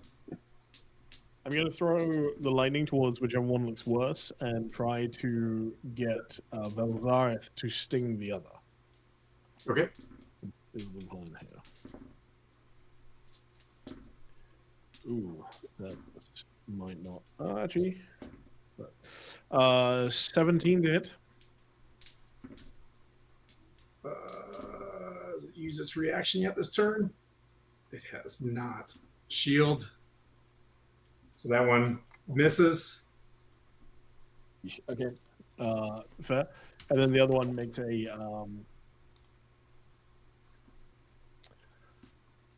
I think Save. a saving throw, please. Con save. At disadvantage? Okay. I don't think so. No. No, it's poisoned from the bog itself. Okay. Yeah. Okay, so yeah, then yes. It failed. I rolled not 4. Then that one is also poisoned and unconscious. Oh, and it takes poison damage equal to Okay. 5 points poison. All right. So there is. Yep. So he's down, unconscious. He will. He can become conscious again if he takes damage or a creature within 5 uses an action to awaken. Yeah. So he's basically gonna fall. He'll just pop back up because there's like poison everywhere on the ground. You know what I mean? From whatever this aura is. But you do know, and what you can kind of sense as a magic user yourself, that whatever they're pouring into these mushrooms, they can't extend it.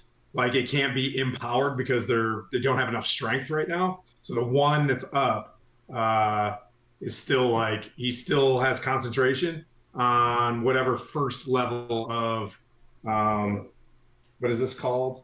The spore choked aura. NPCs are off fighting. You see one Nothic go down, and you hear him like coughing and gagging off to the side. Like one gnome falls to the ground. One gnome, Smurf Nevlin, is up, and you see the taller gnome, the female, like slice the other Nothic, and it slumps to the side. And that brings up. Sorry, one last Okay. thing. As just as a bonus action, I'm gonna drink a potion of healing.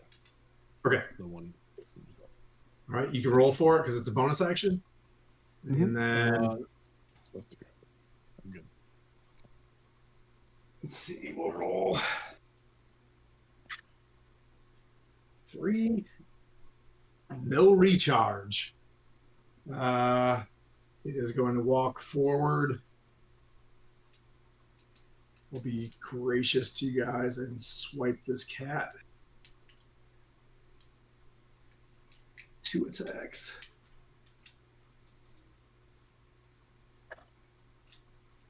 14, 24, that's a hit on the cat. 17, 24 and a 17 on the cat. Cat's a 12. 2 hits, 3d8 plus 7.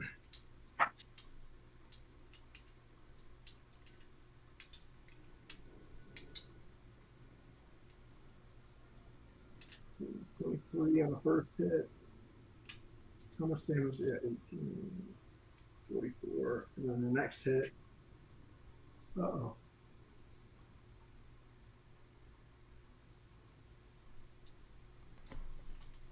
All right, 6, 7, 8, 9. Yep, okay. The cat goes back to the ephemeral plane. As it passes, you feel its dread, Calistan, and that brings you up. Okay, so the guys There's are in one front of me. unconscious Thayan, one conscious Thayan, and the golem are the only thing remaining. Okay, conscious Thayan, I am just going full out on him. 3 attacks. Okay.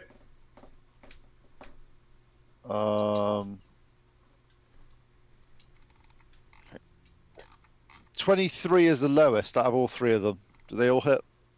The first one hits. Yep, go ahead. I mean, he's pretty bloodied, so you might cut him on the first one. Like you see him kind of, his hands are together. He's trying to form a scorching ray visual. So that's 19 damage. Okay. That's with your javelin. You slice him straight through the neck and you pull it back out. And he falls to the ground dead. You feel the tension from whatever spell kind of dissipate, and you could just immediately see the mist fall towards the ground. Like it's on its level 1 level of damage. You know what I mean? But you guys have passed it, so you're good to go. Okay, I then use the spear and throw it at the iron golem then. Okay. 24 to hit. That hits. That's what's the plastic on that? Sorry. 17 points of damage that time. Okay. And what I'm going to do then is I want somewhere that gives me cover away from this golem that I can get to.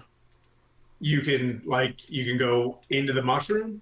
You can go behind him.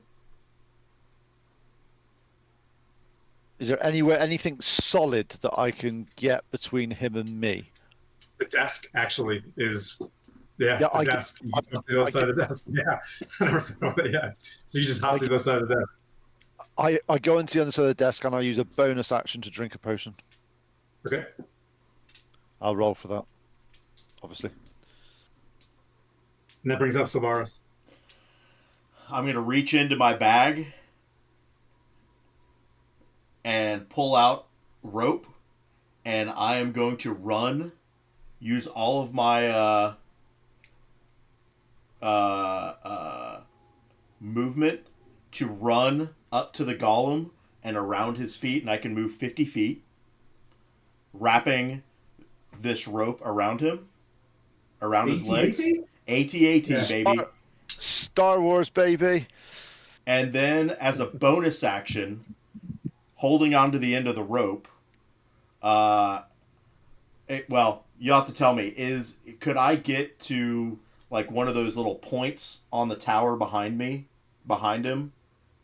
You know, those little things that are pointing down? Would that be 30 feet? Yeah. I have 30 feet for Misty Step, is what I'm trying to do.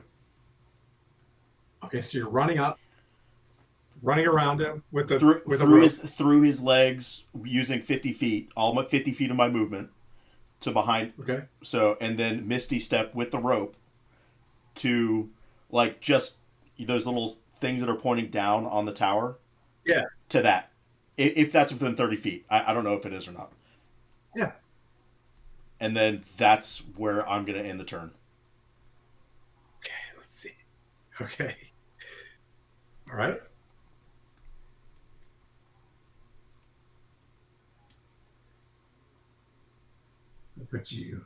I'll try to put you up here. Exactly, right there. Yep.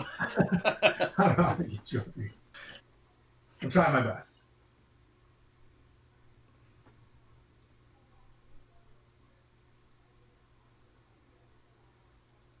You're up there. Perfect. I don't know what you're trying to do. Okay, that brings up one of the Thans stands up. And he was unconscious. Matter of fact, because you knocked out the other one, you broke the spell. He's still unconscious. Brilliant.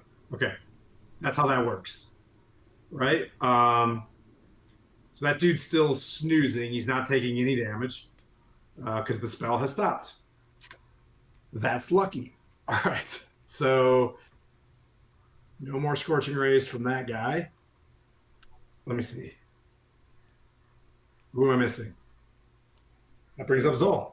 What would you like to do?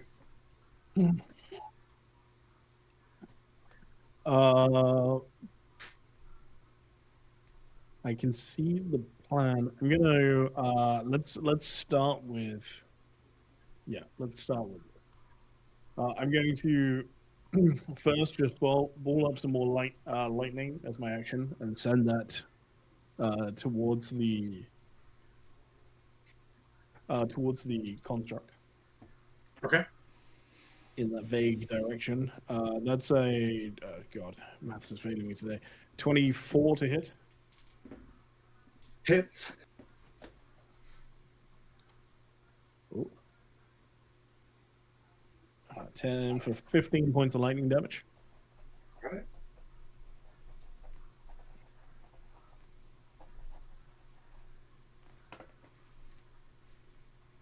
Okay.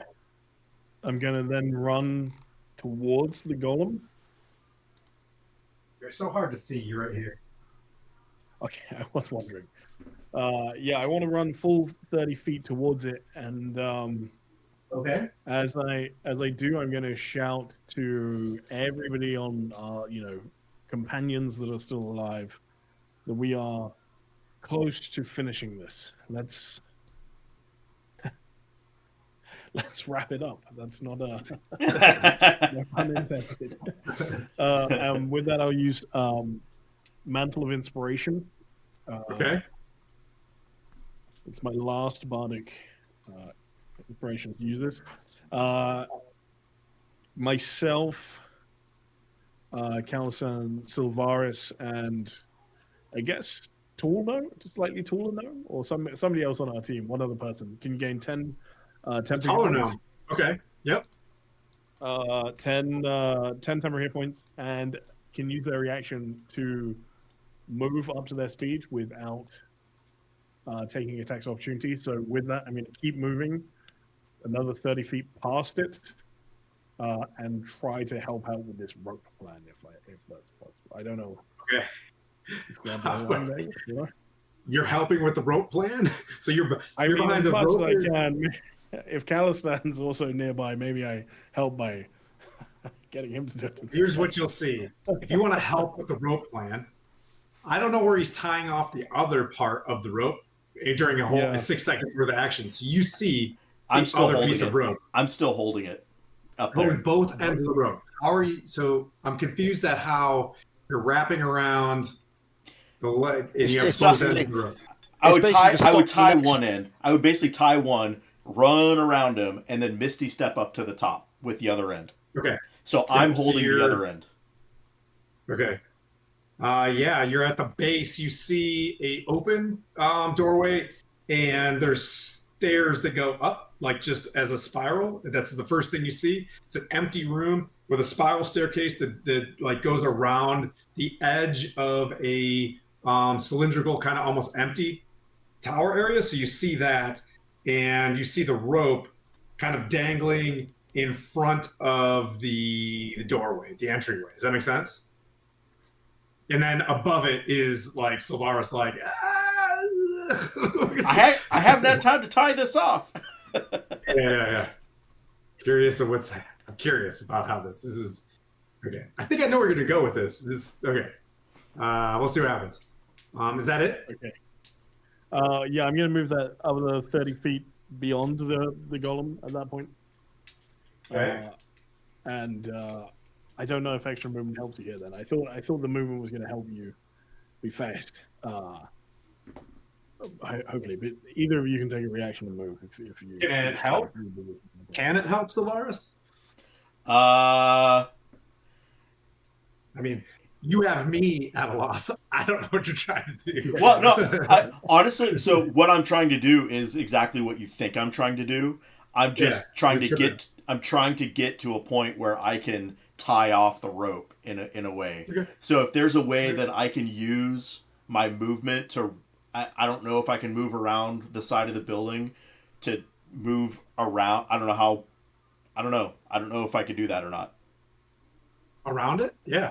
But I'll I'm explain to you when you go running to the out other of side rope. what you see. Yeah, I'm running out of Huh? rope. It's only Yeah. you know a certain amount of rope. I would say with 50 foot of rope, as you've went I'm- through about 20 feet of That's his kind feet of the end of around it. it, and then up, you have just enough to tie. You have just enough. You're at the end of the rope Yeah. where you're at. That's kind of what I figured. So I'll just stay there. You see the gnome that looks like Nimbly Bimbly, looking rather making roguish moves, and does a tuck move, and she's standing like right next to you, Zol. Like she's got like a dagger out, and you see her stab into the back calf of this golem. Ooh. That hits, and you see what looks a lot like sneak attack out of this thing. I'll be sending the dragon to find a fleshy target if there's anything still alive as well, but I think it might be done. No, the Nothics are dead. There's a gnome like grieving. The Tabaxi is kind of laying slumped as well off to the side, and it's just that one kind of gnome woman next to you, but she's like standing in front of you, like she wants to take this hit, like she's ready to go. Various tattoos on her arm and things like that as well. All right, that brings up NPCs. That brings up Voltis is going to turn around, and make a strength save. Are you hanging onto the rope? I am hanging onto the rope. Make a strength save. Fuck. It comes right. It's in that one right out of my hand. Oh, Yep, just rips. For can I use that inspiration that you gave me? Sure. Sweet. +4. 17. It's tied. All right, one more. One more. Roll. Dirty. That's a dirty 20 on that one. 16 plus 22. So you're going to fall. And you'll take 7 bludgeoning damage. You just fall straight to the ground. And so its turn is it's going to yank you, right? And slide you across the floor. So it's going to pull the rope. You're going to hang onto the rope. You're going to fly off. It's still tied, but you're on the other side. Like you went whoop, and just whipped and took 7 bludgeoning damage from 10 feet of falling. Can I use my reaction to reduce? Yeah, I'm going to use my reaction for slow fall. Okay. And reduce that by 25. All right. And you're over like here now. Nice.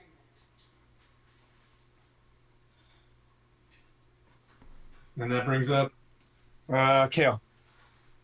It swings and it'll stay in that direction. So like grab him and just like swing back, and you kind of see him toss Sylvaris in the other direction. All right, that looks like fun. From falling over. Okay, that looks like fun. And then as he does that, is there any? Just thinking, is there any? Obviously, the guy got in this thing. Is there any gaps that I can see that I can attack the wizard rather than the golem? Is there any vents? Is there any holes? Is there any?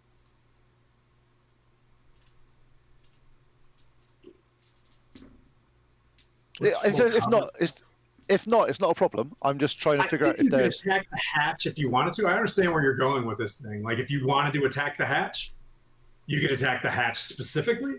I'm going to give it a +5 AC. Okay.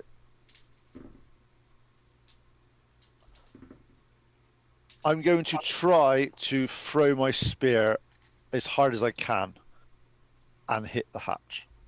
Okay. I am I'll give using you all my. your attacks. I'll give you all your attacks if you're doing a call. Like, you know what I mean? Like, And I'm also going to be using my vow of indemnity now on it as my bad dude, because this needs to go down. So, first attack would be a 26. hits the hatch. Yep. Second attack would be a 24. This is the hatch. Third attack would be a nat 20. Okay. But the 24 still hit the golem. But you're not hitting the hatch. And stay Okay. with me on this. Okay, so the hatch then, if you want damage on the first attack from the hatch, that's Yep, roll all your damage. so it's 19 damage on the hatch, the first attack. Okay. Yep. The second attack against the golem, ooh, loads of damage. Hang on, 10, 16. That's 22 points of damage. Okay. And my third one is only a little bit less damage because it's not quite the same. But it hits the hat, and that does 7, 10, 6, 17 points of damage. Let's have some fun with this. Let me bring up this damn map. If I can, I have too many of like Edge, Chrome, Discord, Zoom. So when I go to like hit what I want to, my brain doesn't brain. I'm like, I don't know. Oh, Zoom. All right.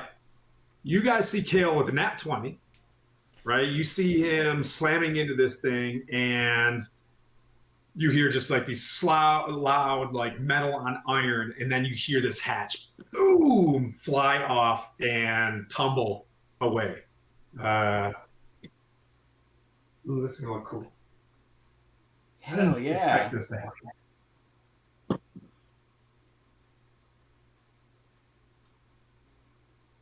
I try not to do the I tried to do the unexpected. It's more fun. Okay, I wasn't expecting this. So there he is, like revealed. You see, he's got like this pilot mask on, like he's got a fighter pilot mask on.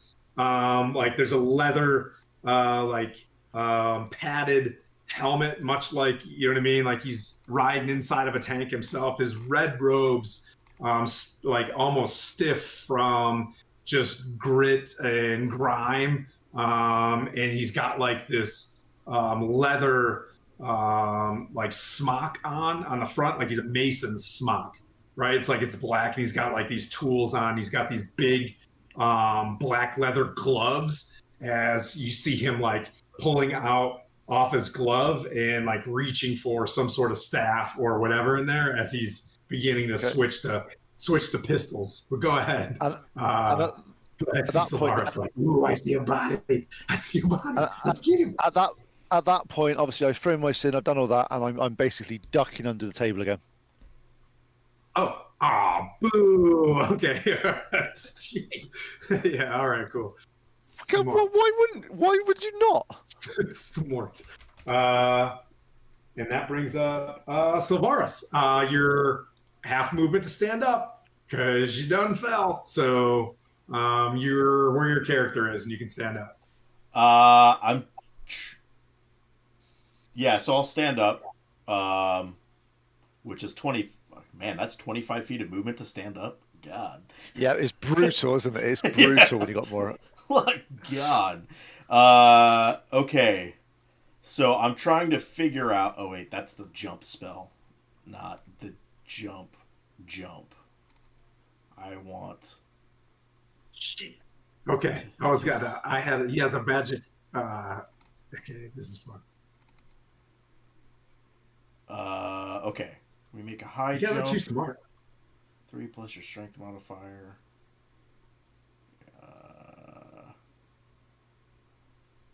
Okay, so what I'm trying to do, and what I'm going to do, is use my bonus action to use Step of the Wind, which gives me so I can disengage and take the dash action as a bonus action, and my jump distance is doubled for the turn. From where I'm at, can I run 10 feet forward and then I don't know how high he is. That's the thing. 30? Yeah, it's about 30 feet. Yeah. So I would have, if I moved 10 feet forward, I would still have 65 feet of movement Sure. to jump. That's weird. Yeah, it's fun. Cool. So I'm just going to run, jump, and I'm also disengaged so he can't opportunity attack me for whatever reason. And he's going to get 2 to the face. Wait, whoa. So that's a bonus action. That's a bonus action to do that. Yeah. Okay, it's a bonus action disengage. You're doing 70 some feet of movement from what? So I have 50 feet of regular movement. Yep. I get to dash, so it adds an extra 50. Dash as a action? No, it's part of that Step of the Wild. So the Okay, Step of the okay. Wild, it's using a focus point, so I get to disengage, dash, and it doubles my jump. That's what it does. Okay. Hey, as long as you expend a focus point, I'm happy. As long as something went away, Oh, I'm absolutely. happy. Yeah. All right. And he's getting damn broke. yeah, absolutely. All right. And he gets 2 punches to the face. One is a 22, the other one's a 17. Well, the 17. Let's see. With mage armor, he is a 15. So +5. Yep, same thing. Yep. Okay. So the second one misses. The first one hits. Okay. As you see him bring up shield. So that is 10. I'm gonna call this. I'm just gonna channel 10 lightning into his mask, and he needs to make a strength saving throw. 13. Well, the 19. He stays there, Okay. and that's it. Okay. I'll whisper sweet nothing into his ear. I gotta bring something up because you hit him. He's a minotaur. In fact. Oh, that's right. He's a minotaur. Ooh. Yeah. Oh, I forgot about that. Yeah. That's... I'd forgot about that as well. Oops.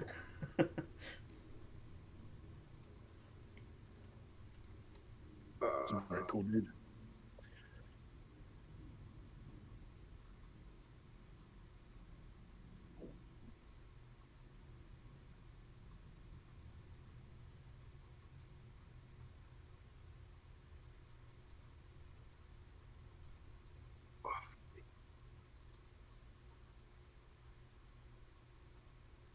All right.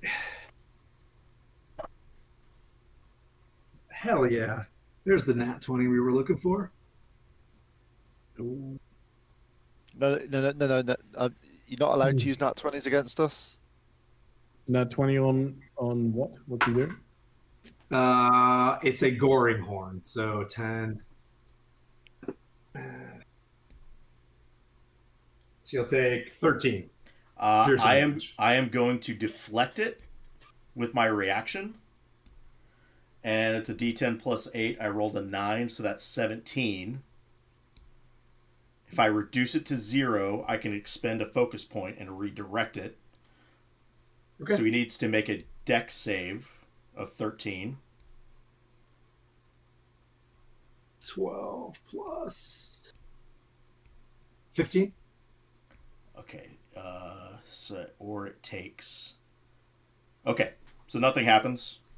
So nothing happens. Yeah. That was, like, that was a lot of reading and rolling for Well, it's like, nothing, I block. Basically, he tries to gore me. I block him, but I can't redirect it back at him. Yeah. Is all it is. All right. Laura's coming in. Oh. That's your turn? Yeah. Camera's gonna go wonky, everybody. Scholar's gonna fix the camera. Actually, break. as she pops in, it is at halftime.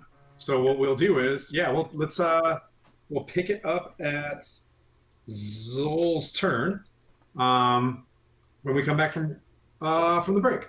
Cool. Does that sound good? That's Love good. it. All right. Yeah.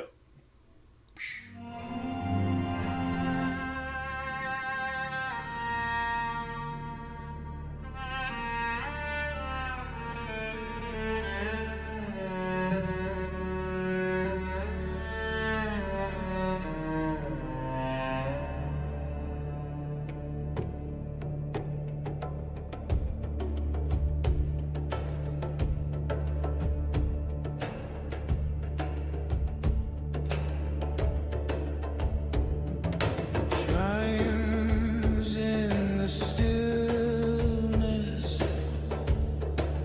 dust on the breeze, voice in the silence, promise that sees first.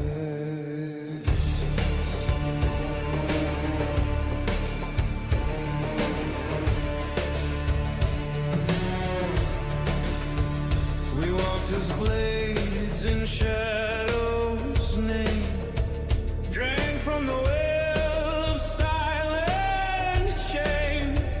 The sad new truths we dared not face, our past a curse we can't erase. The stars remember every scar, yet still we climb no matter far. We walk the edge where shadows weave, bound to darkness, yet we believe. Stands bear witness to hope unseen. Rise from the ashes, ashes redeemed, ashes redeemed. Let fire speak where silence grew. Let blood remember what is true. We do not kneel, we do not run. The desert waits and we become. We walk the edge where shadows weave, bound to darkness, yet we believe. Sands bear witness to hope unseen. Rise from the ashes, ashes redeemed. Ashes redeemed.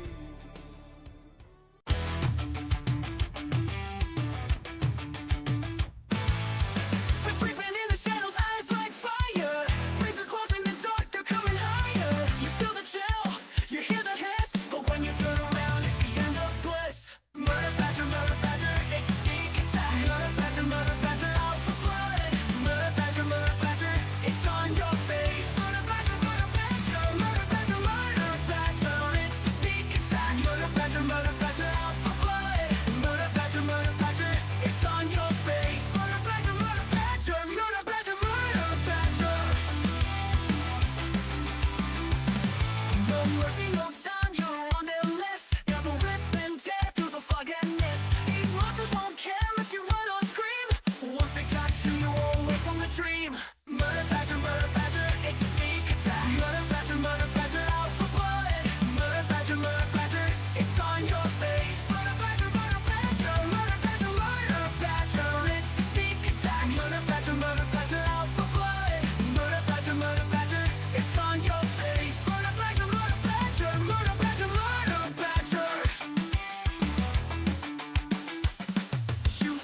we're safe, lock the door tight.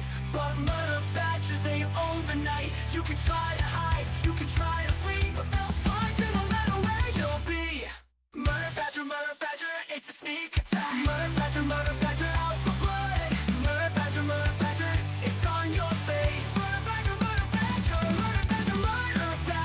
it's a sneak attack. Murder badger, out for blood. Murder badger, it's on your face. Murder badger, they don't care, they don't share. Murder badger, everywhere they'll tear you bare. There.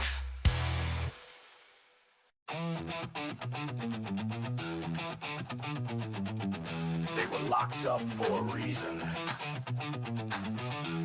But the world ran out of heroes. So now, you roll with what you got. Kicking down doors with a holy grin. Silver tongues and a dozen sins. Wrong side of justice, right side of fate. No time to ask, we're already late. We ain't your chosen, we ain't your knight, but we shine damn bright when the world ignites. And we roll for trouble, we play to win. Out of the cells and into the spin. We're taking chances, bending fate. The last bad call on heaven's slate. Roll for trouble, that's our cue. You want a miracle? We'll do. Hey. Knight lost his banner but swings just fine. Rogue's got charm and a 5-step crime. Druids growling and warlocks curse. Clerics smiling, which is the worst. Call us mad, call us last, but we hit back hard and we hit back fast. We roll for trouble, we play to win. Out of the cells and into the spin. We're taking chances, bending fate. The last bad call on heaven's slate. Roll for trouble, that's our cue. You want a miracle? We'll do. Hey, hey. When the odds look bad, we raise the stakes. When the gods say no, we're the brakes. When the plan goes south, we smile wide. 'Cause no one rides like the ones denied. We roll for trouble, we play to win. Out of the cells and into the spin. We're taking chances, bending fate. The last bad call on heaven's slate. Roll for trouble, that's our cue. You want a miracle? We'll do. Hey. Dungeon born, maybe one or two, but fate don't ask where it found you. Roll for trouble.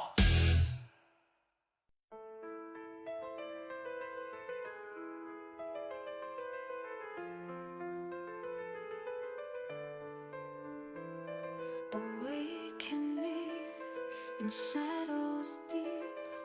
From endless night I rise and creep.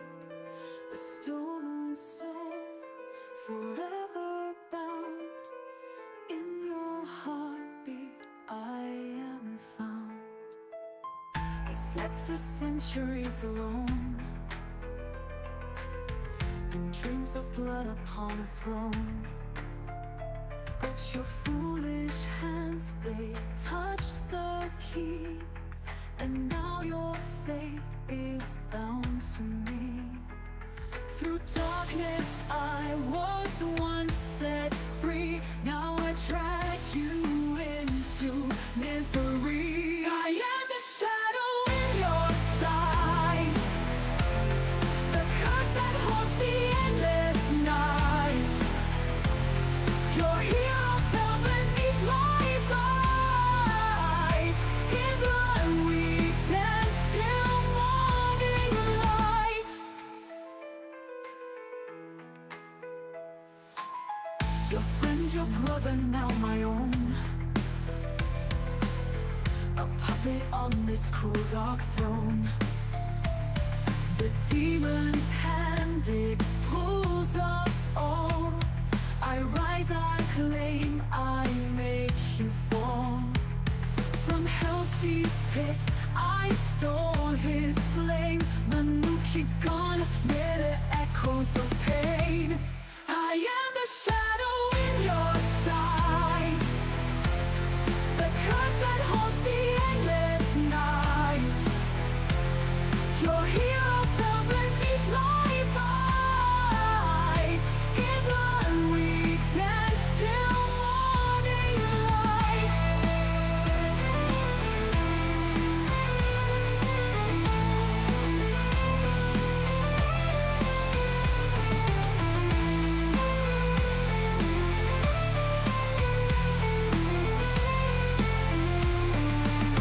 But in the dark where shadows sin, a heart still beats within this thing. I am the weapon, I am the blade, but long ago I was betrayed. Now cursed to walk this endless fight, no dawn to break this eternal night. I am the shadow in your sight, the curse that haunts the endless night. Your hero fell beneath my might. In blood we dance till morning light.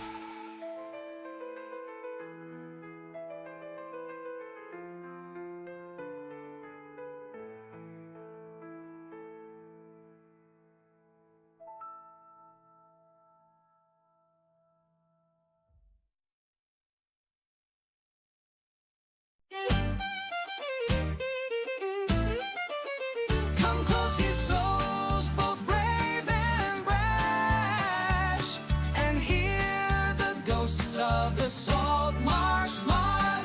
Fog rolls deep on the haunted tide. The salt marsh calls, no place to hide. The shipwreck looms, her sails like bone.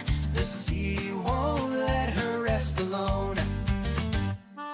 Shadows dance round the lantern light, bones and gold in the dead of night. Raise the flag and sound the bell, ghosts of the salt marsh rise and swell. Storm and sea won't break our vow, we chase the past, we live for now. Whoa, whoa. A captain lost, his soul unchained, his whispers ride the wind and rain. They say his treasure still remains, buried deep beneath the waves.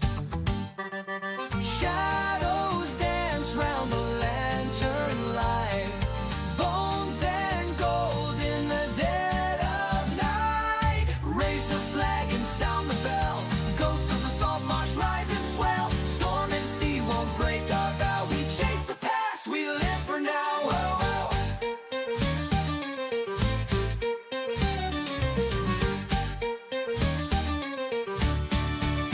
The tide it takes, the tide it gives, but none return, no soul forgives. Dead men tell no tales, they say, yet in the salt marsh they find a way. Raise the flag and sound the bell, ghosts of the salt marsh rise and swell. Storm and sea won't break our vow, we chase the past, we live for now. Whoa, whoa.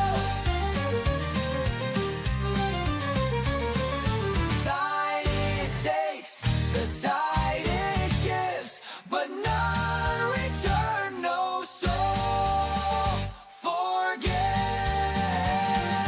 Dead men tell no tales, they say, yet in the salt marsh they find a way. Oh, oh.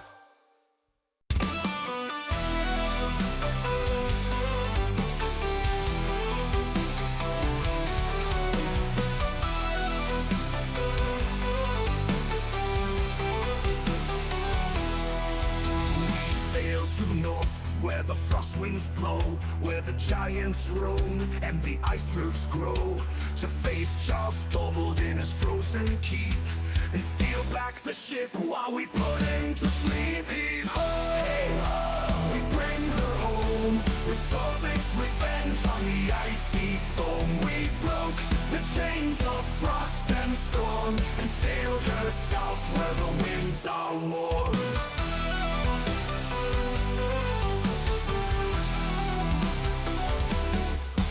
The sea of moving ice was dark and wild, but we cut through the cold with a hero's guile. We fought the Jarl on his frozen throne, and now Torvik's revenge is our own. Heave ho, we bring her home, with Torvik's revenge on the icy foam. We broke the chains of frost and storm, and sailed her south.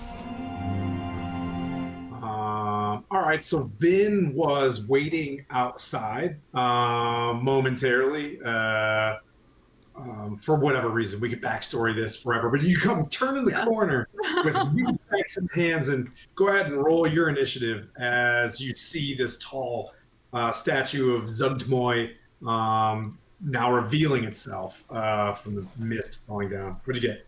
Sick. 21. 21. Ooh, that's important.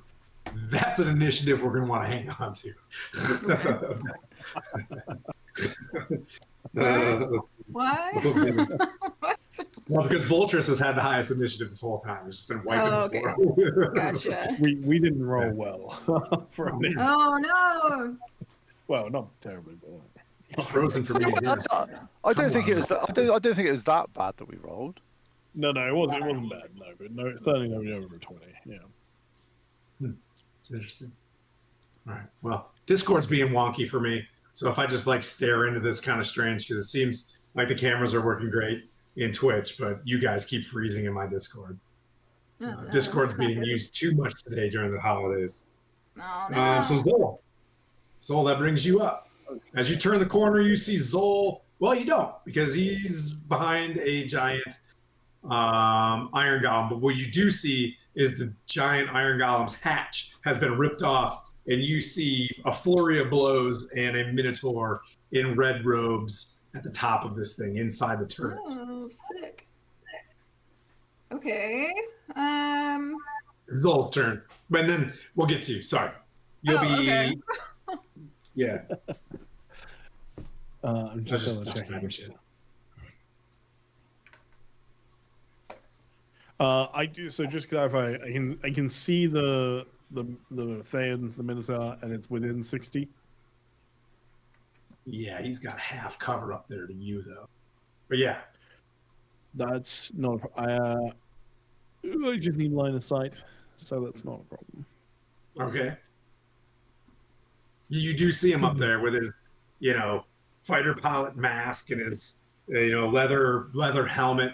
His goggles are on top of his head, and he's just kind of getting ready to start working some gears. Can I just unhook his Crew 60? This has gone on long enough. I'm going to pull out reach into a pouch in my side, pull out a scroll, very dramatically unravel it as I read nice and quick, hissing away as I do so, and I'm going to cast via a scroll command. I don't know what that is, but I believe you. I'm casting command, but via a spell scroll instead of using it. Got it. I would just call out, you should know when you have been beaten.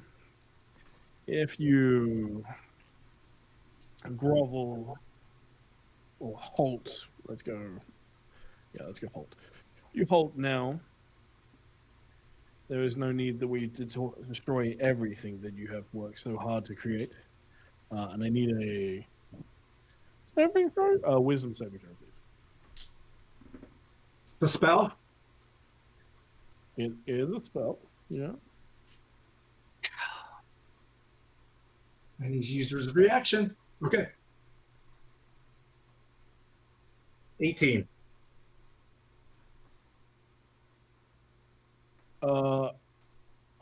think that meets. Sorry, give me 2 seconds. Oh no, it doesn't. That exceeds. Sorry, I was getting the wrong thing. That will be a success. Let's fuck it. Let's see if we can do this.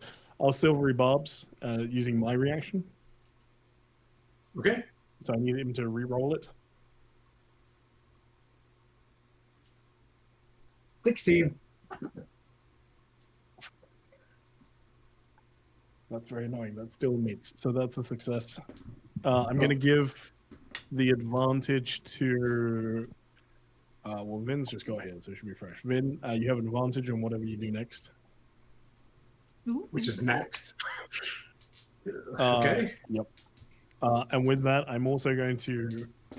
Fuck it. I'm going to trigger a beguiling magic. So with that, even as he succeeds on the command, I'm going to trigger beguiling magic. So I need another wisdom saving throw, please. Oh, I thought that was a 19. 10 plus 1. 11. All right, that's a failure. And with that, finally, and with that, as I cast this, even though he is not commanded by me, he is now frightened of me for 1 minute. Okay. Interesting. Ooh. No, dear friend. Why don't you shoot them all? And he's up there just like reaching I know what that for sounds gear. like. I know what that sounds like. It's Ventress. All right. That brings up Vin, who turns the corner, whip crack with her whippy whip. You're, we'll say, 40 feet away. Okay. And that's your character right there with a whip. Yeah, you. She's super cool. So let's see. I know with mobile, I get like an extra 10 feet of movement, so I could get to it. 40 feet. Okay. Are you trying to get into like touch? I wanted to like try to hop up there and like help kill the Minotaur. You want to climb? You want to climb them? Okay. Yeah. Can I like do some fancy little backflips or something? My acrobatics is pretty high. So he's 30 feet tall, so you're gonna go 40, then 30 up. So it would be 40 forward and then 30 up. Yep. Okay, well, I can't do that, right? Well, I mean, you can go. How far can you move? 40? Is that your movement? Yeah. If you dash, you can climb up into there. If you want to, you know what I mean, like on your next turn, be able to do something. Right. Let me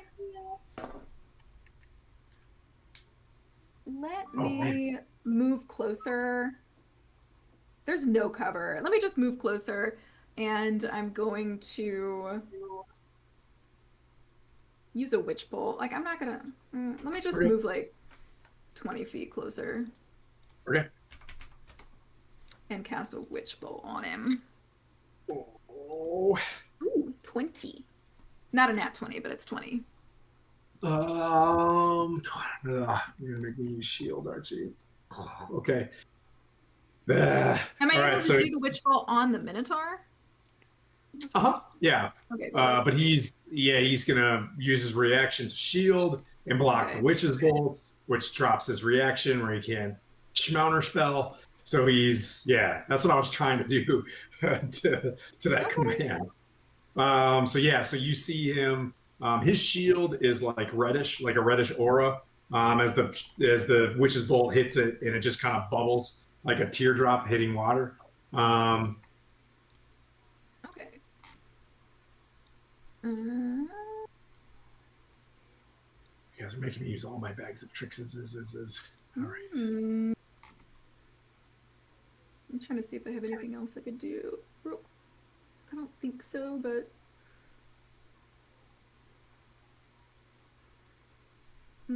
Can I send my familiar to go and like peck at him, like peck at his eyes or Sure. something? Yeah. Just the raven flies up in there. There's so much going on inside the cockpit Like right now. yeah. I don't really know exactly what it can do. Combat. Okay. So you moved up. He can't hit Silvaris. During his turn, he's going to use his action to keep driving this thing. He's going to move forward to... Who hasn't rolled yet? Zol, go to D&D Beyond and give me a D6. Because there's only one person in front of him. I always recharge him. Though. Okay. Don't say, what'd you get? Oh, I got a 1. Okay, so you see him reaching around and you see this dial on the inside of this thing. Savaris, you look, and it's like, it's like red or green, and he tries to squeeze a knob and turn things in there, and it doesn't recharge. And he just like moves his Gundam forward towards Vin,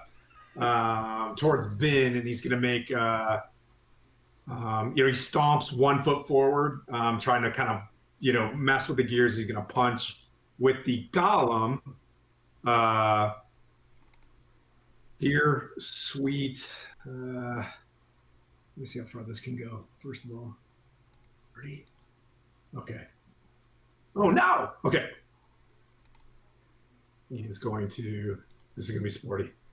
He's gonna hit Vin, or to try to hit Vin. This guy's been doing well. Oop, that's a 9. That's a 20 to hit. Or I'm sorry, a 29 to hit. Oh yeah.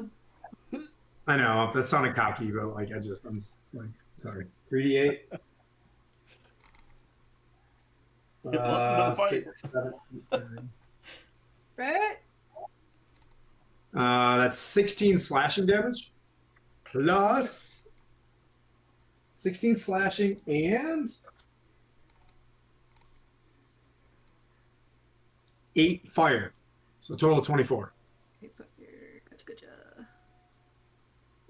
And he's going to take one last. The other hand reaches up and is going to shoot. And you have half cover, Calistan. So I'll give you +2 behind the table. Only +2. I thought I was under hiding it. He couldn't see me at all. I was like, yeah, I ducked right under it. I am like literally as far as I can get under that table as I possibly could. Okay, I'll give you your +5. Not that it's going to make any difference if it's +10 to hit. It does when it's 20 to hit. 2's like dirty. So you see the table though. 20 total? Yeah, that hits me. I only got 18. You? I only got 18. You haven't given me plate mail yet. Yeah, but you're +5. You're behind the table. You said you wanted full cover because you're behind the table. Oh, yeah, sorry, 23 then. Table shattered though. And then you see Silvaris, him look at you in his eyes, and he's like, and he turns into mist and disappears. The mist flows. He's going to. There's no trail of mist. Yeah, he uses Misty Step. But yes, you are right, Silvaris. You are right. You were inside the tank. You've got a Gundam. So you see a Misty Step out of this. Zol, your hair, like, you know what I mean? Like blows as if Misty stepped by you. You know what I mean? By you. And that brings up Vin went Kale. It brings up Kale. Okay. Just so I can make sure I've got understanding what's happening. He's disappeared. Isn't there still an apprentice that's just unconscious with us at the moment? That's correct. He's sitting right next to you. He's sitting right next. He's just like, yep.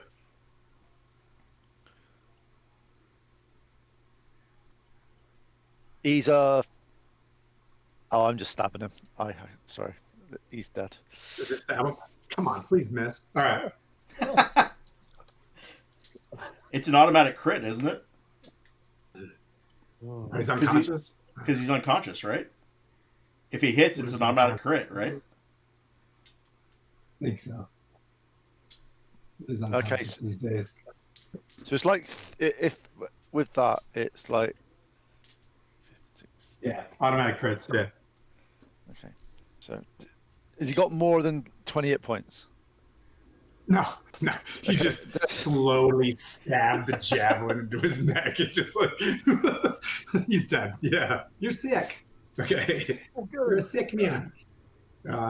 So you just murdered the Thayan, which is fine. You can murder the enemy. That's cool. But it's like you kill the enemy, but you murdered this one. So I want to leave you with that, Paladin. I'm gonna leave you with that. No. That's one attack. I am not a devotion paladin. We've had this conversation before. One attack time. A lot, yeah. There's no other target I can see to attack, is there? No. I mean, you can hit the golem. That'd be great. No, Golem's fine. Obviously, the guys that were attacking those little Nothics and stuff. Yep. There's Is one there any... Smurf Nevlin, and he's got a dead Smurf Nevlin in his hands, and he's just like. Okay, yeah, stop the emotional trauma. That's fine. Is there any more bad guys around by those guys? Nope. That's it. All right.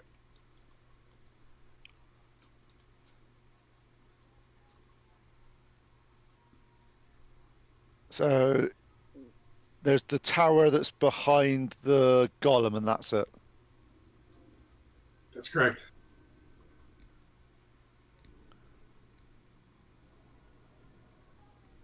Oh, that's me. I gotta move over here. I'm like, you're right up there, Sylvanas? Yeah, watch this! Okay, you go. I'm going to start pulling levers until the thing turns around.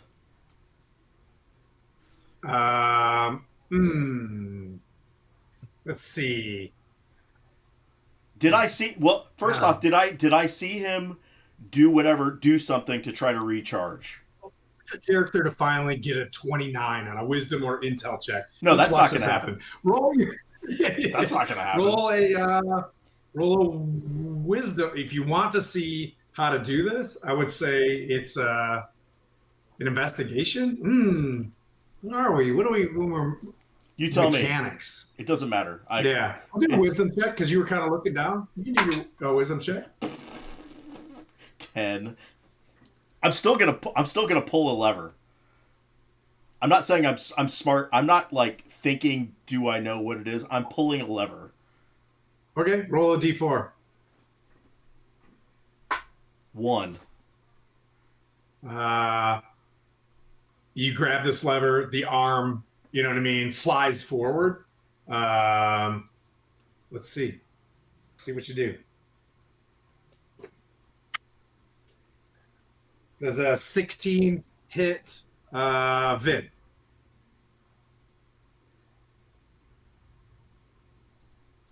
And let me see. I've got like a million tabs open. Does a 16 hit? No. Okay. Ooh, so it just goes. It's like, oh, sorry. It just goes flying over top of Vid's head. That's arm number 1. Yeah.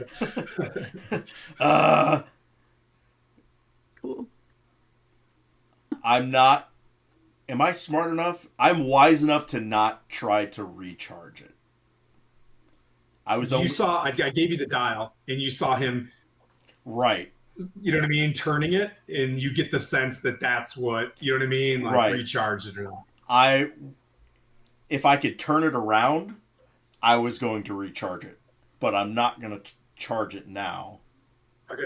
Okay.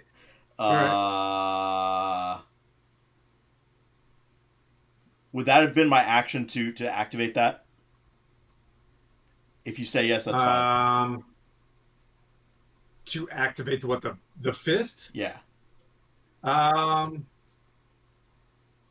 that would have been like in one attack. That's fine. Then our magic action. Yeah. Then like I can't figure this thing out, and I am going to jump down and did I see where he ended up? That's the other question. Would I have seen where his Misty Step ended, 30 feet away? No.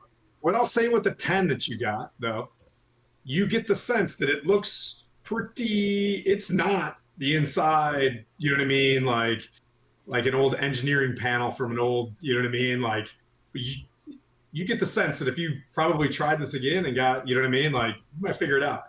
Because when you reach for that one handle, right, you're not so dumb that when you do this handle, it's the other, you know what I mean? Like, Gotcha. kind of fifth apparatus. And then, but yeah, you see 2 pedals on the ground. Well, I'll stay up here then. Like, I'll figure this out. Airdrie will help me. without having something really good on the first roll. No, like, dude, I can't just, you know what I mean? Like, yeah. No, I get it. Okay. Yep. Kale already went. Savanas already went. The Thayans are dead. Zal. I will call out. He has retreated to the tower, I'm fairly sure, and walked back towards the group. There's not much I can really do here, but I am going to. I think, Calistan, you're looking pretty rough. Is that fair to say? Yeah, if I was a dog, I'd be going rough. Rough. But you're a cat. Exactly, so I'm not doing that. Meow. I'm just going to. There's not much I can really do here. I'm really am fucking at this point. But I will hold out I have a greater healing potion here for you. Oh, you are a star. But I'll walk over to Calistan if I can and hand that over. Okay. Take the dash if I need to. You don't need. You could, if you want to, during this, like what we use Daggerheart moves, you could walk up to him and feed him a whole greater health potion if you want to as your action, and just he'll take the max of it. If that's what you want to do, you'd be like, "Here, kitty," and he just. I'll use the other hand to like give him a little scratch behind the ear as well. Yeah. In fact, Put it it was in a a little scratch. softer. He's like, In fact, it was a scratch behind my ear that gave me more hit points than the potion, so I appreciate it. You're quite right. Yeah, greater healing. So 44 plus 4. Do you do the full amount if it's 20. Did I hear that right earlier? Thank you. Cool. and that brings up Vin. Unless Zol's got something else he wants to do. I'll call Velzaris back to me and be like, I did forget to send you to Sting the Big Wizard. We have to be more memorable of this. But no, I'm good. I got nothing. Okay, Back to me? back to you. My goodness. There were a lot more bad guys before. The turns were a lot longer. Okay. 30 minutes ago. Am I able to get up on top of him now, or am I Sure. too far Yeah, away? you want to climb up there? Yeah. You can use your turn, and you climb up, and you see Silvaris kind of scratching his head, and you get the sense that he pushed a button that almost took your head off just a second ago. But you can also, if you'd like to figure out what's going on inside this, make a wisdom or an insight, we'll say. Let's see. I think this is going to be important. So, hang on. I'll give her a rundown of what just happened. I almost hit you by pulling this lever. Yeah. Right? Yeah, but it's like 6 seconds of like this recharges this is whatever. But Did you give me advantage, Zol? Yeah. Okay. So we'll see if I need it. Ah! Hang on. Rolled right off of my lap. I'll go ahead and. I never really thought you guys were versing this tank on me. Never. I mean, I thought about it, but then I never thought it would happen. What? I never thought it would happen either. Driving the tank. I never thought it would happen either. Maybe. So 16. Okay. Yep. You see the pedals go backwards and forwards, right? Like if you push backwards, you get the sense that it goes in this direction. Like you know what I mean? Like it's got like a forward pedal, back pedal kind of thing. And if you step on it, you get the sense that you know how to walk this thing. Is it? You're not necessarily sure how to push moving? this thing. Huh?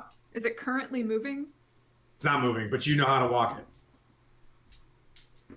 And what are we trying to do with it? Are Turn we it trying ar- to like? Turn it around to point it at the tower.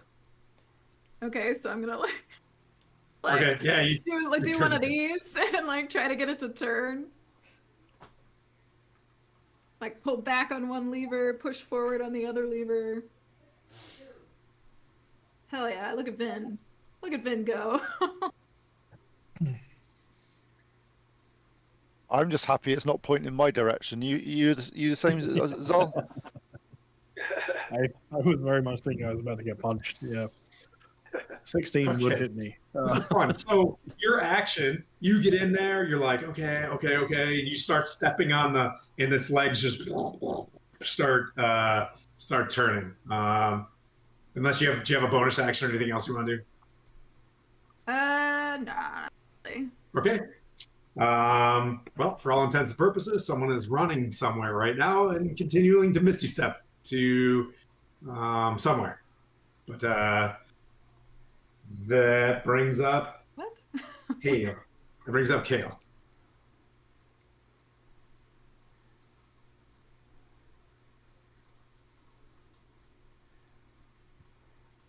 I want to search the leader of the Red Wizards. All right. That brings what am I? Yes, they all seem like the same. You have the leader. You grab. They're. You know what I mean? Like the. You grab. Yep. Grab one. Did he have it? What's he have on him? Oh, sorry. Hang on. Sorry, my brain hurts. I'm trying to figure out what to do, you guys.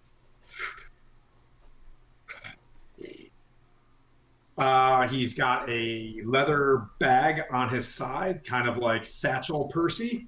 And there are 2 mushrooms inside of it. Okay, just put the pouch on my bag, so I've got it. Okay. Because I'm not going to spend time here. They look like greater mushrooms. Greater mushrooms, eh?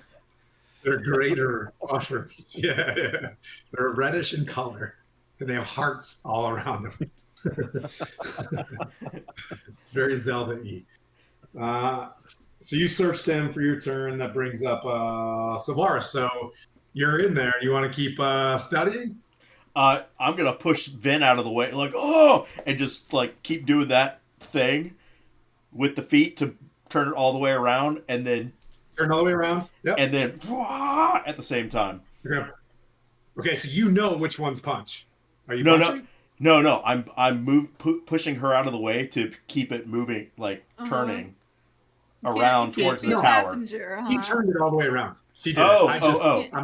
I'm making the model look pretty and not. Gotcha. Yeah. If we're pointed at the tower, I'm doing the recharge thing. Oh. Into the tower. Okay. Let's see. Do you have D&D Beyond? I do. Vin? It's a D6? No, you've already gone once. Vin hit No, I haven't. I haven't. D6 on... I haven't done it yet. You haven't gone yet? No. Okay, go for it. Go for it. Hell yeah. Hell yeah. Oh no. Does that do it? Okay. Yeah. Where were you aiming it? Were you like, yeah, so it's just you're gonna shoot it? Right through the door, like into the door. Okay. Fire away. So I don't know what it does, so yeah. I'm gonna do a yeah. I just know it does a bunch of freaking damage. Oh my god! All right, so you do. Here, I'm gonna roll it in D&D Beyond. I have no idea what it actually does, other than kill me. Other than kill me twice. Good. So a lot of damage just went inside this tower, and it bellows out of the top of this thing. Ha ha! Airdrie is on my side. And that brings up Zol.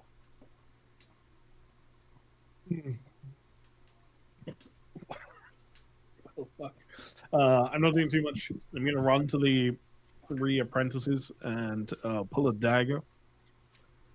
And just as quickly as I can, cut 3 slips, or, well, 1 slip from each of their robes. I haven't got much I can do at the moment. I can't see anything on the tower, right? It's just billowing with poison fog at the moment. That's right. As I am cutting the 3 slips of red cloth from 1 from each apprentice, I want to. Can I just use a search action to roll the perception, see if I can pick out any more details or anything important about this tower at the moment? If see any movement from inside through any gaps, windows, etc. You're still looking at the tower, looking up and down it. Just do a quick perception check. Yeah, that would be great. Thank you. Oh, that's not bad. Plus nothing. 18. Okay, you see him at the top of the tower. Oh, let me change shit. You see him up there. You see him? Aim higher. He's at the top already. Up to the 2 in there. Once I've cut away the cloth, grab anything obvious, and move towards the back of the golem at this point. That's my turn. Okay. You're moving behind the golem, like you're using it. Oh, you're just Wehrmachting it. You're just staying behind it, like you're. Okay. I don't think I have the movement to start climbing it at the moment. Gotcha. I won't. Yep. But no, it makes sense. You're gonna. Yeah. Yep. You're staying. You're getting. Mhm. Yeah, you're getting in there. Okay. This is where it's gonna get. Okay. So Vin, you're in there. Sylvaris has got this now kind of figured out. You see. Can you see Voltis at the top of this tower? Let me scooch up the camera just one more tick. He's at the top of the tower. You're there with your whip. My face is freaking me out. Hey. There's a kaiju. It's a Tim. Nice. All right, so what do you wanting me to do? I don't care. Is it my turn? I don't. It is your turn. It is your turn. Yeah. Oh. Like, man, did we do a whole round? So we're trying to get up the tower then? Mm-hmm. The guys at the top, we want to kill I him. don't know.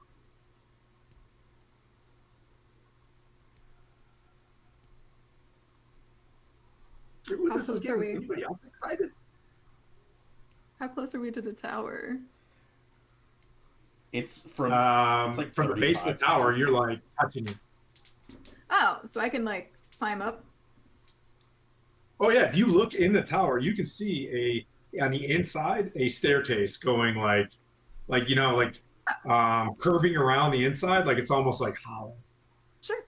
I'm gonna hop down and start making my way up there. I don't know. If you just dash, we'll say you go in there and you start spinning up the stairs and you're about halfway, you see a hatch where like his office is at the top of the tower. You know what I mean? Like say that spot like here is like a room, okay? And the rest of it just spiral staircases up into that room. In the next turn, you can get up into that room and probably to the top of the tower. No problem. So like you're just racing up there. The next turn you can get to him. Does that make sense? Yeah, sounds good. That's all. Yeah. So I'm gonna you can hear your heels clicking up the steps. I'm gonna use my second wind Oh. also. Because you got it back from a short rest. Huzzah! Yeah. I think I only used it once before. You did? Anyway, I think Yeah. so. Hmm? All right, so Oh. healed a little bit. Yeah, no. Yeah, you have your second wins. I was thinking your action surge now. My bad. Actually, there. All good. That's Okie good. dokie. You got some health back. All right. So Voltis is going to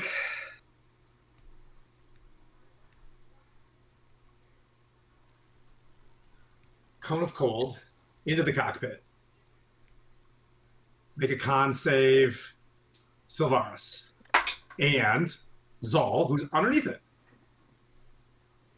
That's a fail. I guarantee it's a fail. 20. Done. Pass. What'd you get? 9.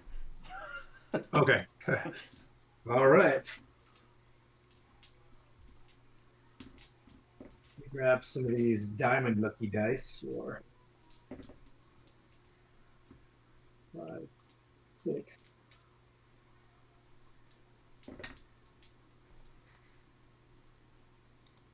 I hate when dice are white on white. By the way, please stop making those and sending those to me. I'm like, I can't see this in this light. 7, 12, 18, 23, 32. 32 or 16.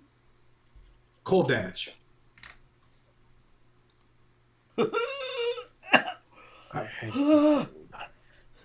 Are you alive? Are you still up, Sylvaris? Still up.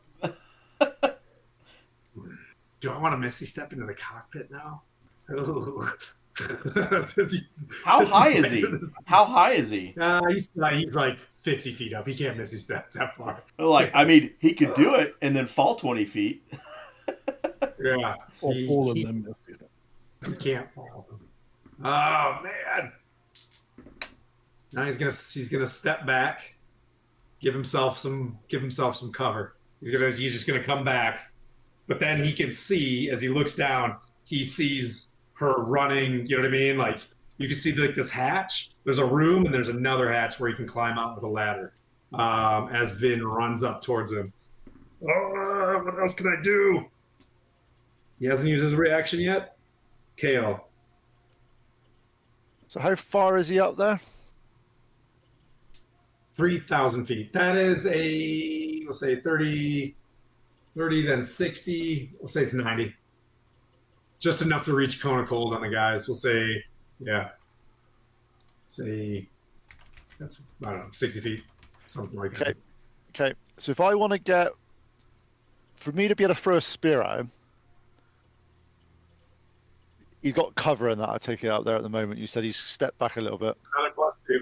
He's got half cover. If you step back, that tower is exactly this dimension that it is, right? So even if he stepped back, if you walked back far enough, you could see it. Also, yeah, I mean, like, you can mortar it too. You can just throw it up. It's just, that's what, you know what I mean? Like, yeah.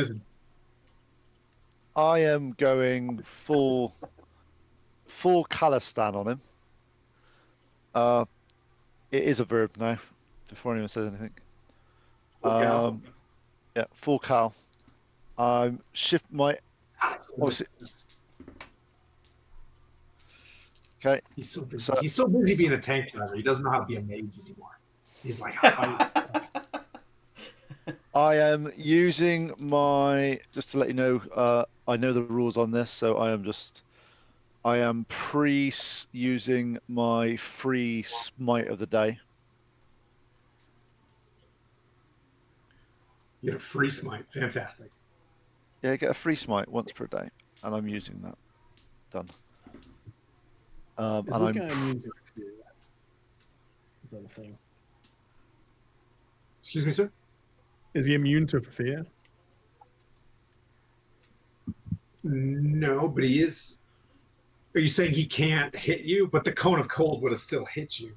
Because you're underneath. I'm not saying that at all. Oh. I just completely forgot that I had the fear effect up. He should have been making the save again at the end of each of his turns. And I Oh, okay. That's just one turn. 16, 17. Okay, yeah, that will do. Okay. So I'm throwing my spear at him with pre-smite. Okay. And I'm glad you rolled with advantage because I was just seeing if I criticaled, you see, but not. Okay, so I got you. 25 to hit. Okay, so no, it hits. Yeah, it's big time. Yeah, a big time. It's like, you can't hit me from back here. Oh, You yeah, can't you remember. can. Smite. How many damage is that? It's 2d8. Okay, cool. Can he at least react and use his gore? No, because I'm not there. You can't. How can you attack me? I'm not there. So that's He dives off the edge. 30 radiant damage.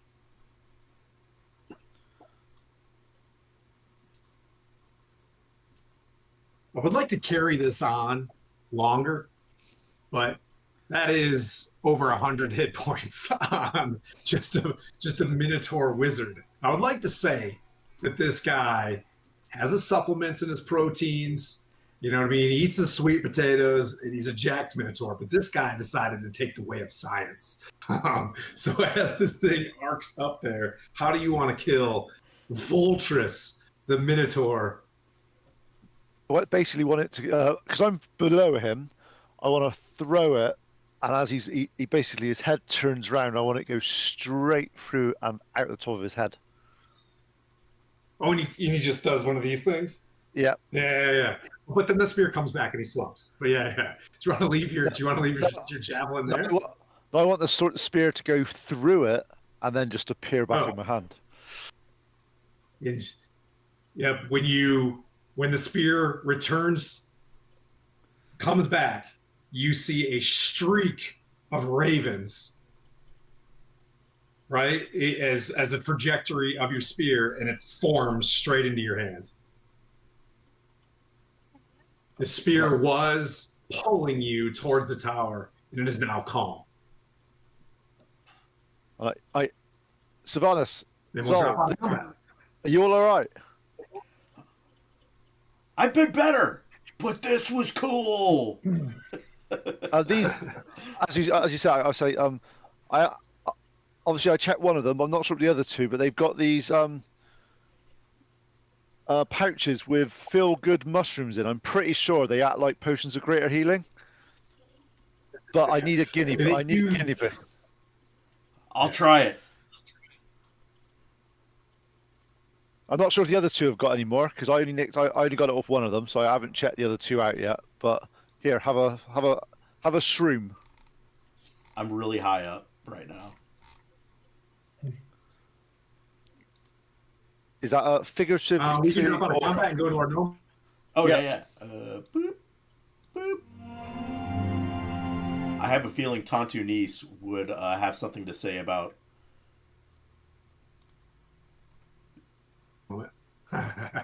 These mushrooms. Oh, sure. Yeah.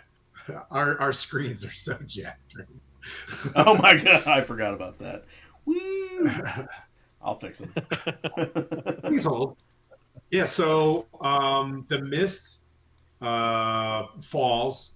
You can see the statue of Zuggtmoy begins to sort of slouch. Like the mushroom itself is not getting whatever negative nutrients it was supposed to be getting. The statue itself, she was carved into a mushroom. Yeah.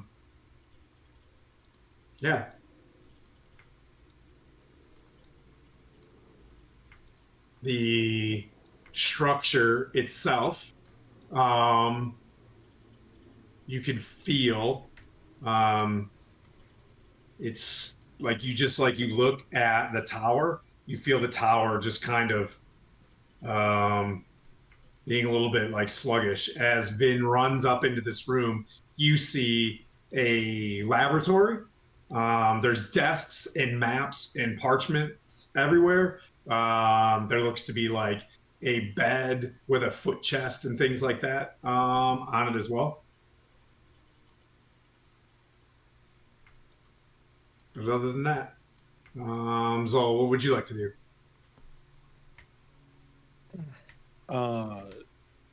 Did the wizard fall? He's dead up at the top. He's still at the top. Okay, well, I'll just look around. I am heading to the top if you're both alive and stable. That went fairly well. And I'll start heading up. That's all I'm gonna do. Start walking up. Okay. Yep. You let's see what map number do I want here. Let's go back to Zoom real quick. Yeah, you guys are just in the tower. You guys can look at my ugly face for a while. All right, so yeah, you guys all collectively climb the tower together. The one gnome, the female gnome that was with you guys, she was only like 10 feet behind Vin. So Vin, you arrive into his bedchamber / laboratory, and then this gnome arrives behind you and just starts kind of like looking around as well. Lifting up. You can see she grabs her short sword, like lifts up some parchments, and she kind of uses the end of her sword to point at a map. And then the rest of the party, slowly comes up. It's like a metallic smelling room. There are basic gears and schematics all over the place, right? But then there are, not a library, but a bookcase full of parchments and books. There's a desk in the center of the room, and then there's like maps on the wall, and just like the serial killer maps or the investigator maps. There's like red strings tied to, you know what I mean, like different places, and you can easily see the Sword Coast, and then like parts of the world you've never seen before. There's like another map that's like a part of the world that you guys are not familiar with. But over to you guys, how you want to do things. So I'll start. Zol's always last, so I'll start with Zol and then go clockwise in that direction. So Zol, what would you like to do? This all looks very cool, and he definitely wants to investigate, but his priority right now is to that has been drilled into him, is to take trophies. So he's going to go and cut the strip from this red wizard's robe as well. Oh, okay. All right. Yeah. It's like this one's like he's like a very firm robe, like as if he was resistant to some sort. You know what I mean? Like you pull a strip off from it, and yeah, it's you can definitely clearly tell that this was like his, like it's a smock of a smelter of some sort. I think it still counts. So okay, we'll still take it. It's a red wizard's robe, 100%. It's red. Yeah. Cool. So he'll do that, and he'll. I may as well search the body of this wizard while I'm here doing that. So so yeah, you keep going upstairs. Everybody else is in the room. You climb the ladder and you find him. He does have a staff on him. For the moment, I'll just collect up whatever he's. I'm not going to move the body, but I'll collect up whatever. It's like what I'll say is, it's like a baton. Kind of like if you would walk, it's got like an ornate bulb at the top. Kind of like how your mini is sitting and holding so it's more of a cane than the staff, but you can tell it's kind of you know what I mean, like it seems like one of the most expensive things he's got. Cool. Okay. Yeah, no, that's I'm just gonna do that, search the body over, and then I'll go rejoin everybody else in a moment. Okay. Let's see, Vin. Can I make like heads or tails of the string on this map? Yep. Okay, so go ahead and let's do an insight check as you're just, basic investigation or whatever you prefer. So if you're more intelligence or wisdom, you can pick one of those and do investigation or perception. However you like. Okay. What was my...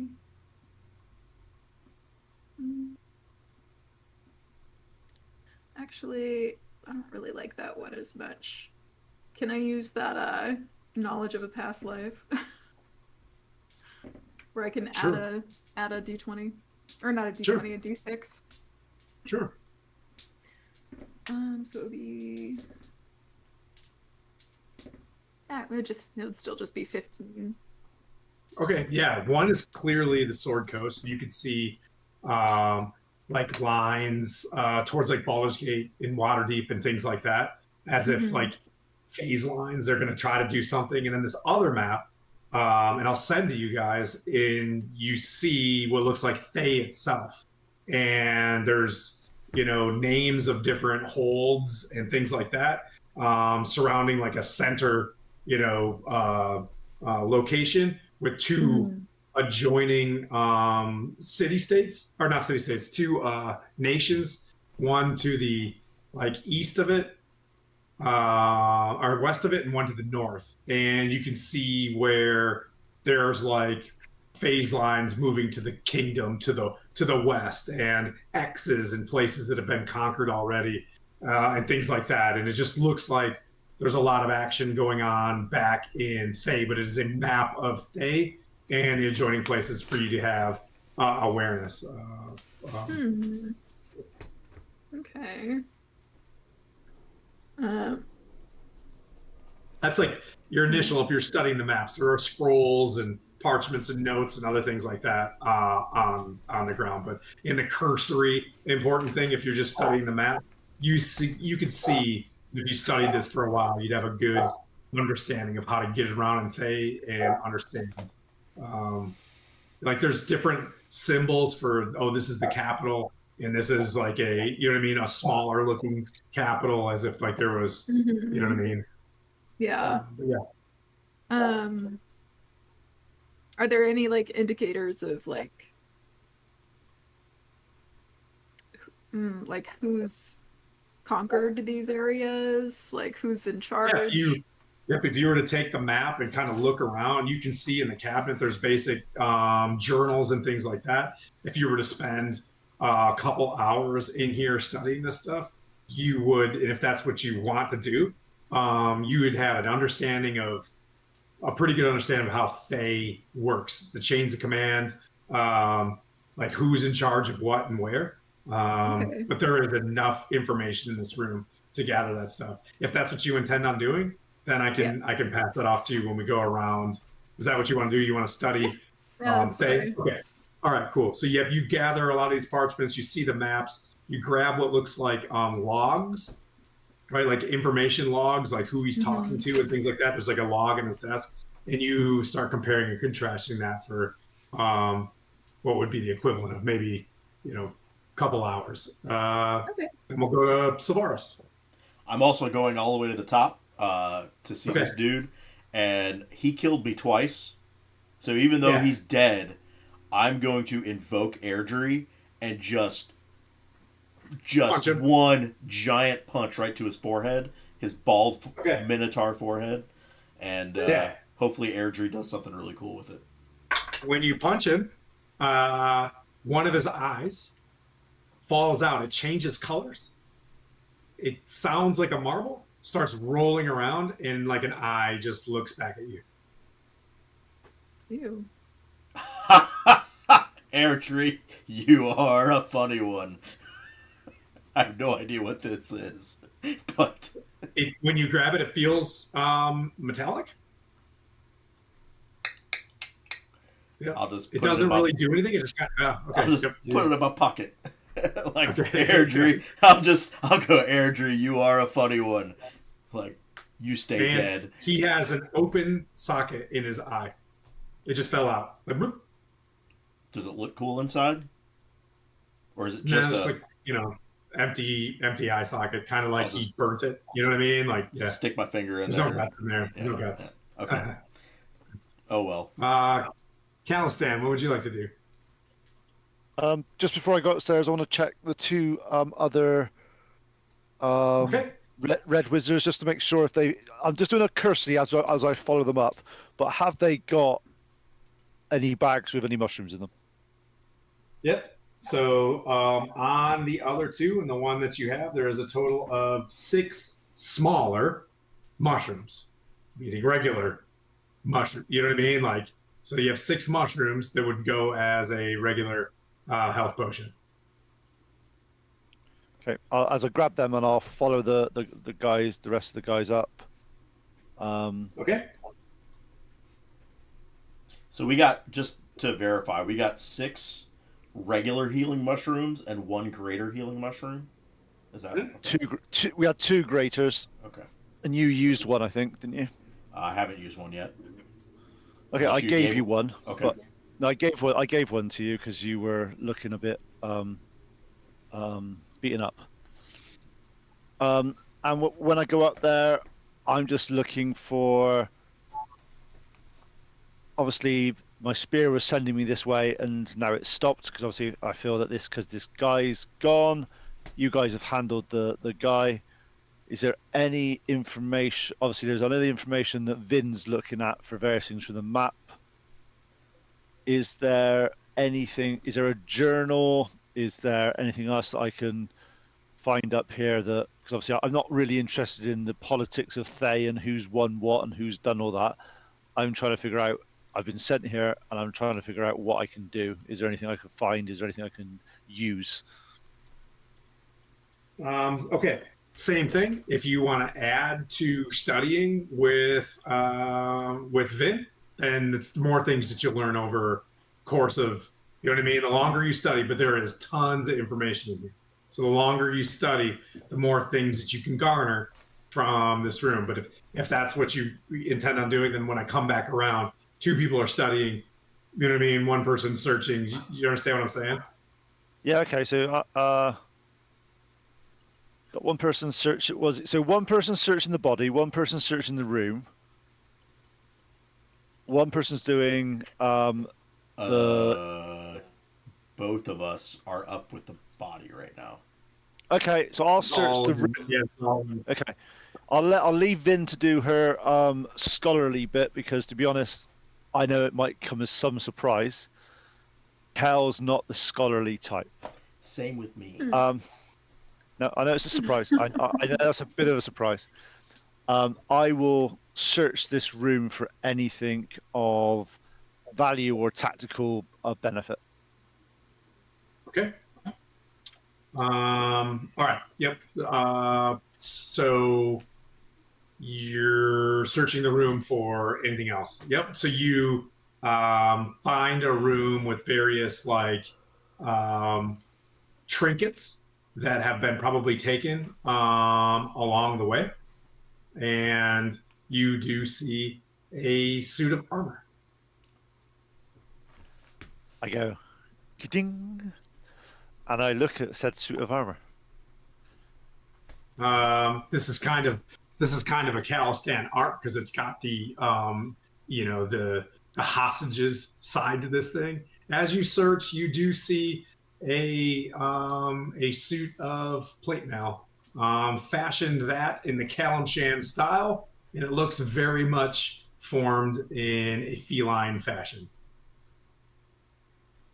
Ooh, pretty. I We'll go over. We'll go into the details of it as we kind of, you know what I mean, Okay. But yeah, there is 1 gnome still alive. They could probably help you out with that. Let's see. If you're searching, for the rest of the party that are searching, you find 2 more scrolls, a pearl,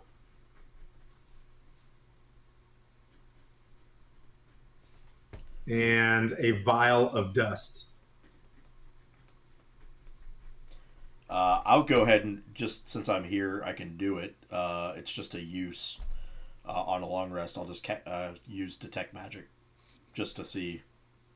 Yeah, so if you look at detect magic, you can see that his armor is magical. The pearl's magical. The spells are, you know what I mean, magical. Yeah. The eyeball that you have, magical. And his new cane is magical as well. You do notice that Vin's whip is now showing an aura of magic as well. Ha! I'll point out, like, that's magical, that's magical, that's magical, that's magic, that's magic. Oh, okay. I don't know what they do, but that's magic, that's magic, that's Yep. magic. Live in a magical world, and you're shocked by the magic that you see around you. You guys always- begin to study. You guys plan on taking a long rest while you're studying all of the information and this place. You notice that the place stays pretty stable. It seems to be floating in place, right? There's nothing that says this thing can drive anywhere. There's one gnome still alive. There's one Shadowcar or Shadowkai still alive that was working in the market. Or there's in a Smurf Neblin, and the Tabaxi is returned to consciousness. So in terms of like other 4 people, they're kind of downstairs in the tower. All the other shelter is kind of wonky. They don't want to be sleeping in the prison cells that they were just in. So they're kind of nestled in the basement of the base of the tower. They get a rudimentary kind of fire going down there, and it heats up the place. There's, like it heats up the entire tower as heat rises or whatever. And they begin like looking around for various foods and things like that. So we to saved sustain 4 people. themselves. Nice. Yeah. But other than that, that's the crew. So you guys can talk to them. Once you guys have finished like a full day's worth of studying or resting or whatever, then I'll let you know. But is your guys' intent to take a full rest? Okay, I turn to now? I turn to these guys and go, this looks like a really useful place to sort. Is it safe to rest here, or do you think we're okay to be? I think we're doing it. I may not be smart enough, but I think we have control of those 2 portals and whatever this is now. I'm saying we've got a floating island in the middle of the sky that we don't know how to control at the moment. We don't know directions, stuff like that we need to use. We've got a walking tank mecha warrior. We've got, and it's just like, I still think we need to be on guard though, just to make sure we take guard duties and make sure there might be some people lying in wait for us to fall asleep and slit our throats. I can watch. I don't really sleep anyway, so. You're useful, very useful. I need my beauty sleep. Yeah. All of you just get some rest, and I'll watch. That's like I said, there are still 4 people downstairs. So you guys are by yourself talking, and then there's the 4 dudes downstairs. Just to be clear, the female gnome went downstairs. The taller one These are went down. ours. Yeah. Go down. I want to go down and talk to them and make sure they're all right. Okay. And sort of give condolences for the rest of them, but The taller, roguish gnome is kind of leaning against the wall, leaning against the door, kind of looking out. She was going to take the first shift. She sees you, coiled down the stairs towards her, and she nods at one of the Smurf Neblin that's down there, and they kind of sit up. The Tabaxi is kind of like conscious, you know what I mean? Like severely wounded, so they're just kind of like resting there. As I get to that Tabaxi, I put my hand and give them 3 points of lay on hands. Yeah, just plot wise, Yeah. the person is ill at the table. They'll talk to you in the morning, but they've had a rough go of it. There's shock and all sorts of things going on. Yeah, if there's 4 of them, I will make sure I'll just give, just to make sure none of them's at death's door, I will give them a single point of lay on hands each, just to make them feel a bit better. I know tomorrow morning it'll be fine. I just wanted to make an actual concerted effort to sort of make sure that they'll get through the night type thing. The rogue, Thank you. You're very brave. I don't know how we're going to get out of here. Hey, this morning you didn't know if you were going to be in captivity or not, and now you're not. That's a win. Well, Next, Gemma. let's go to the he points at yeah. There's a bald-headed female Smurf Neblin, and she's like, Gemma, Gemma can help you maybe figure this place out. She's been here as a bit of a thrall for quite some time. Well, Gemma, that's any information's good information. I'll introduce them to each of the members of the team and say that I'm not one for much for learning stuff, but I know Vin is exceptional on this sort of stuff. If you wish to talk to her, help her, that'll be amazing. It'll be wasted on my ears. We all have our benefit. We all have our skills, and let's just say, action's more mine than the talking. So, but you guys did fantastically today. We wouldn't have got in here without you. Goes to show that they underestimate captives, and that'll be their downfall. The woman that's sitting there tending to Tabaxi, she's got kind of paler skin herself, wearing darker gothic kind of clothes, and she's like, "Is that the cleric of the Raven Queen still with you?" Cleric of the Ravens Queen? The woman that took our health potions. I haven't seen a high cleric like that in a long time. She's upstairs. Wearing the armor of the Raven Queen. She's upstairs doing the research. She's busy. But she has survived. She was instrumental in the success. We're blessed. And she tends to the washcloths, the Tabaxi's head, and you know what I mean? Like, yeah. Anybody else? Kale, you're gonna be stoic. You do stoic things. You go upstairs stoically. Yeah. Okay. And I go and look at this. You do a spin. You spin, and then you knead a blanket for like a half hour, and then you lay down. you keep kicking the blanket until like a half hour. I'm gonna go and do that to the armor to make sure if I need to be nice to it for a little bit, I'm nice to it for a little bit. Okay. Yeah. Let's see. Anybody else? Yes, you guys are there preparing for a long rest. It is dark. I will say that the place seems to show signs of, once again, where you see like a staircase and a railing. As the darkness arrives and the gloom strengthens, the stairs make more purchase, right? Like, so there's the outside kind of piazza area. There's the central area, and then outside's like a street that parallels the town square. That street is becoming, they're like more solidified in the nighttime. So it's still doing that, even though everything's kind of growing. Yeah. The Zuggtmoy statue is still, you know what I mean? Like, so you guys can make assessments and, you know what I mean? Like, as much as you want. Vin, you're still studying hard, and then you're going to sleep, correct? No, I'm not going to sleep.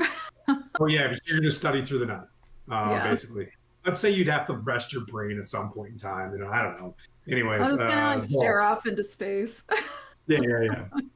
Paul, what would you like to do? He'll return to anything before you go to sleep. Yeah, he's certainly looking around. Can I do just a quick scan looking for two names in particular on any of this stuff before I go to bed? Okay. Are you sending them to me in secrets, or are you gonna say them over Zoom? Or am I what, sorry? Yeah, what are the names? Or do you want to tell me? Galvan and Lenathan. Oh, okay. Yep. If you're studying through the evening as well, you definitely see direct communication. So Sylvaris, okay, this is what we'll do is you guys peruse the evening. You're looking for that. Sylvaris, what do you want to do for the rest of the night? I'm going to F with Calistan and use elementalism to like make a like a dot in front of him while he's trying to knead things and distract him. That's one thing. Make a wisdom save. Make a wisdom save, Kale. That's too funny. I'm just kidding. I'm gonna throw my spear at the monk. He like double pause it. But I'm also gonna look for anything regarding Valindra's Shadow Mantle. Okay. Which was in my dream. Okay. All right. You guys rest. You take various shifts.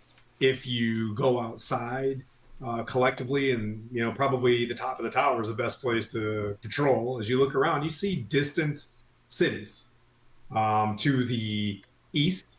Some pretty large cities, like weeks away. You know what I mean? But you see some pretty large cities out there on the other side of the Anarok Desert, meaning, if you'd want to fall for the rest of your life, there is some place that you could go. But you guys get a long rest. You wake up big, strong level 7. As you kind of peruse through that. In the visibility, as you guys are all perusing stuff. We'll start with Vin. You discover that there are various chains of commands. There are Tharks and Thacryons. Tharks being various, there are, I will say, 12 Tharks and 8 Zalkirs. The Tharks are lower Thayans, but super powerful. They're probably on the cusp of being an archmage. And the Zalkirs themselves of Thay happen to have one is in charge of necromancy, one is in charge of illusionary magic and conjuration and things like that. But they have various spell powers. Of these Zalkirs, that there's one ultimately named Zaztam, who is an archlich at the center in the citadel of Thay, in a mountain called Thaymount. As you're searching these things, you know that this particular, this guy was not a Thark, but he wanted to become one. He was a sub, a lieutenant to 2 different Tharks. One being Galvan and one being Isabel. Isabel being part of the Shadowfell, and only arrives when she cracks a shadow fissure into the Shadow Enclave. She was there particularly to strengthen this enclave itself by passing magic from the Shadowfell to the overworld, to Faerun itself, and move land from the Raven Queen to Faerun, thus swapping the power from the Raven Queen. She's trying to create and become a Zalkir in the Shadowfell. So as you're reading this thing, you're reading this Isabel wants to create an Underthay, the Dark Thay. There is a place where she is from called searching. I have a name, and it is here somewhere, but it is getting so dark in this room. Mm-hmm.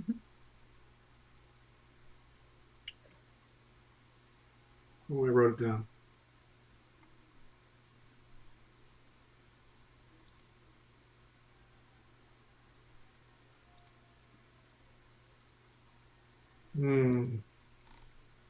So many notes.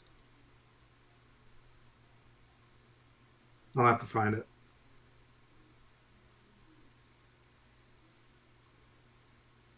I think it was the...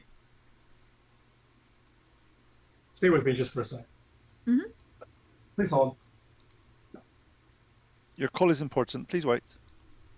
Mm-hmm.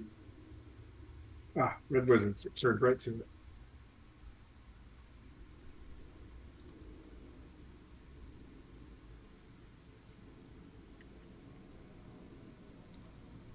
Reckless Sea, Moon Shells. It'll be quicker to do it this way.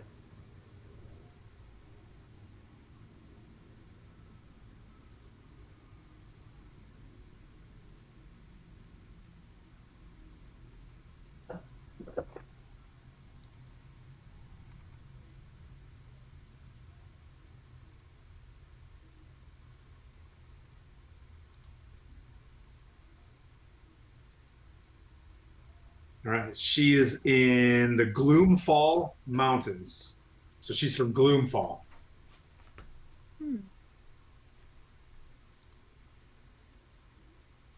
Okay. And what the other portal, so the two portals that were in this place went directly to Thaymount, where Zastam is. And the other portal goes to the Sunrise Mountains, where Gallivan, a Thackryon, lives as well. And he's taking like tabaxis to work in his mines, carving out places for like Dracoliches to live. You discover over the course of the evening, and you, Zal, as well, that yes, his mount was Lenithon at one point in time. Lenithon has just been killed, and he's trying to turn it into a Dracolich as well. Whether it was on purpose or not, the goal is to turn the ancient dragon into an ancient Dracolich, and that's part of his path. It seems that he's getting enough gloom and slaves through this portal, which was the blue portal, which was the snowy looking portal, to what is called, the Sunrise Mountains. Let's see. That's what you gather from that one. I'm trying to think of anything else from this area. But other than that, you guys wake up with a full rest. Level 7. You're tracking those two Thackrons. Oh, and you're trying to find out about Valindra Shadowmantle. Yep. She is one of the Zalkirs in the inner circle of Thay. So like Thay has the Citadel, and the Zalkirs are in these towers around in, I think it's called whatever this desert is. It's dark, and I'll send you guys maps and stuff. I'll send you the map of Thay, and you'll kind of see but Valindra Shadowmantle lives in this weird plain inside of Thay that has foliage and like jungle. But you get the sense that she's into spell plagues and shards and things like that. Subject to that, that's Valindra Shadowmantle's information. Another competing Zalkir. Not necessarily, you get the sense from Thay, from your research, that the Zalkirs have a lot of power, right? But Zastam, they don't want to upset Zastam, proper. He happens to be a Zalkir. He is, like, writ large, the most powerful by far Zalkir. Teeming in necromancy and undead. You get the sense that, like, the inner desert of Thay is nothing but droves of undead walking around. The subject to that, you guys wake up. You know that the other gnome downstairs comes up to you. They're making the one that was named Gemma. Gemma and the other gnome female come up, and they're like, there's only one portal that seems to be working. It's the one that we're not strong enough to open, that the paladin closed off. It's the only one that can be turned back on. They're not sure, but if a fissure opens up, creatures from the Shadowfell could come back in. So they would like to leave. You know what I mean? Like, they would like to, if there's any chance, but it's up to you guys. Like, that's what they say. One of the portals works. There is a chance that another portal could open. Well, it sounds like the blue portal goes to where my dream was. with blue Dracoliches, if that's what that was.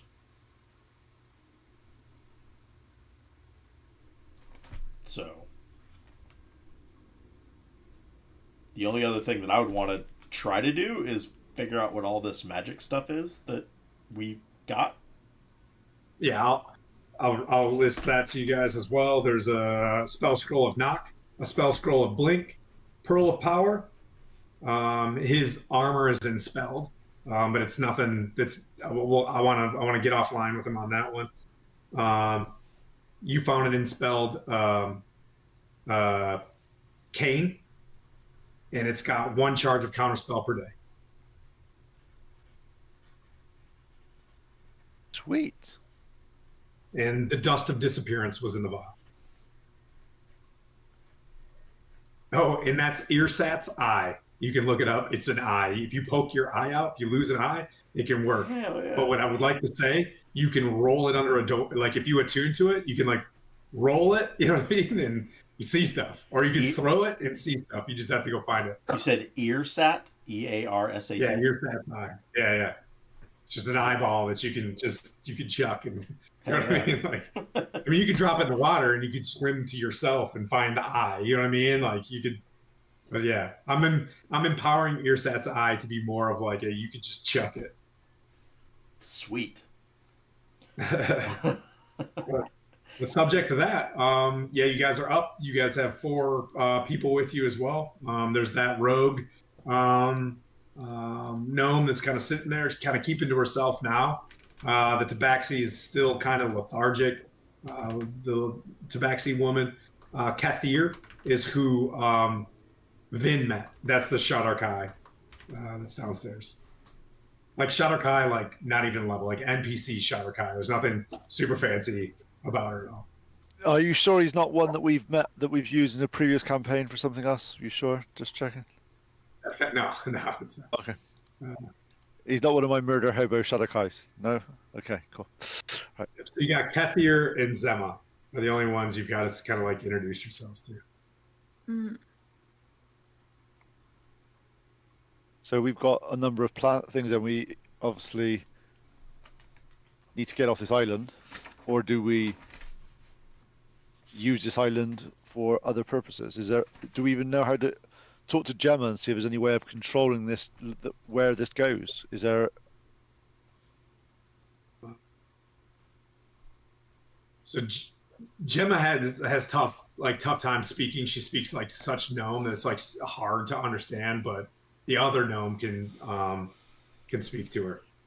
Gemma, the one that's like she's kind of like trying to find a place to bury that other gnome as well. The other Smurf Nevlin. Well, wherever it is we go, we have a Gundam to take with us. Can we take it with us? Why can't we? I don't know. Is it kind of big? Yeah, but the thing about big things like that is if the door's not big enough, it makes it bigger. What about portals? Was the portal big enough? Well, the portal was the big iron golems were walking through those portals, so I would expect them to be able to go through. Okay. you want to bring it? I mean, what powers it? I don't. Magic. Magic. Magic. PFM. I get the sense that this construct is too big for the portal. But it can walk around here if you wanted to. I was like, that doesn't seem like something we would be able to do. Boo. You guys don't get a pet iron golem on level 7. You guys got enough toys. Or the other option, look, we need to obviously get this floating island somewhere. We can't leave it for them to use, whichever. But never never look a gift horse in the mouth. If we're able to control this in some way, shape, or form, let's just say it'll make a very, very impressive concussive object if dropped from a great height. Oh, the Gundam. Yes. No, this whole. Oh, the whole island. Yeah, if we need to, this island can hit the ground. If we can control it or do something like that. Oh, we that's can... a lot of bludgeoning damage. Oh, that's a lot.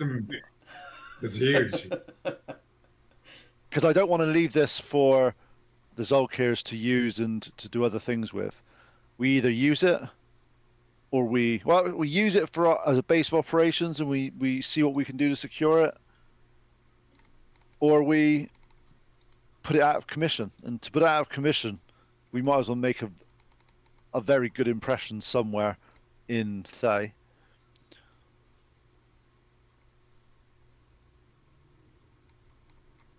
But until we can control it, it's pointless. It's just somewhat floating in the sky, and we need to get out of here anyway. We need to A, find a way out of here, B, find a way of controlling this in some way, shape or form. And never look a gift horse in the mouth, and this is the biggest tactical advantage we've got, this island.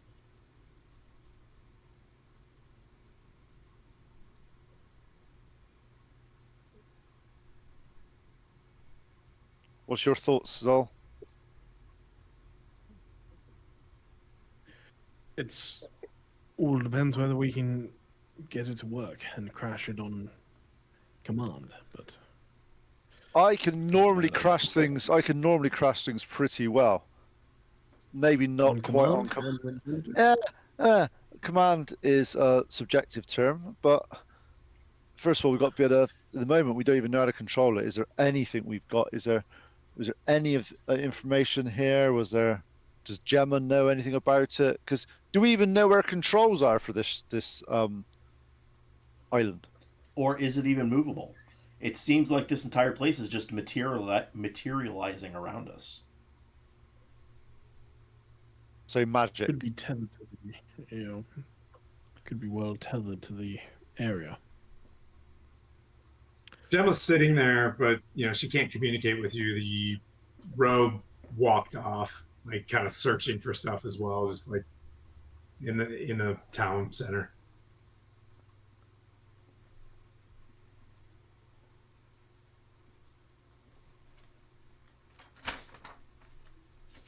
Kathir's there, and so is the Tabaxi.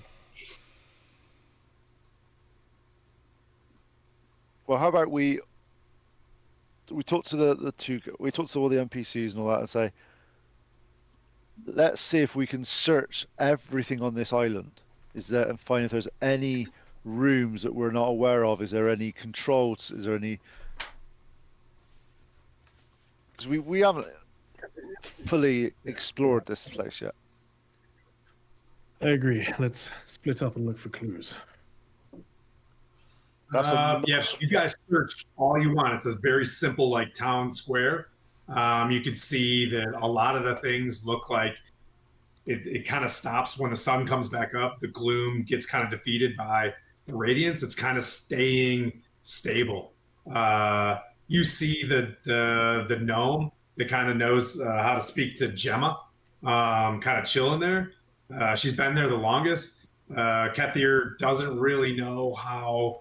She just knows that she was brought here and to like work in the store because she was Shadar Kai. Like they were kind of indifferent with her. But other than that, it doesn't seem you see the mushroom place is still kind of sitting there. It's like the grove is still there. There's a bit of mist around it. It kind of smells putrid, but it looks like, you know what I mean? Like it's holding for today. But there were Nothics that were like straight up gardeners on it. Were they guarding those mushrooms like that we blew up before? Mm-hmm. Blow those MFers up.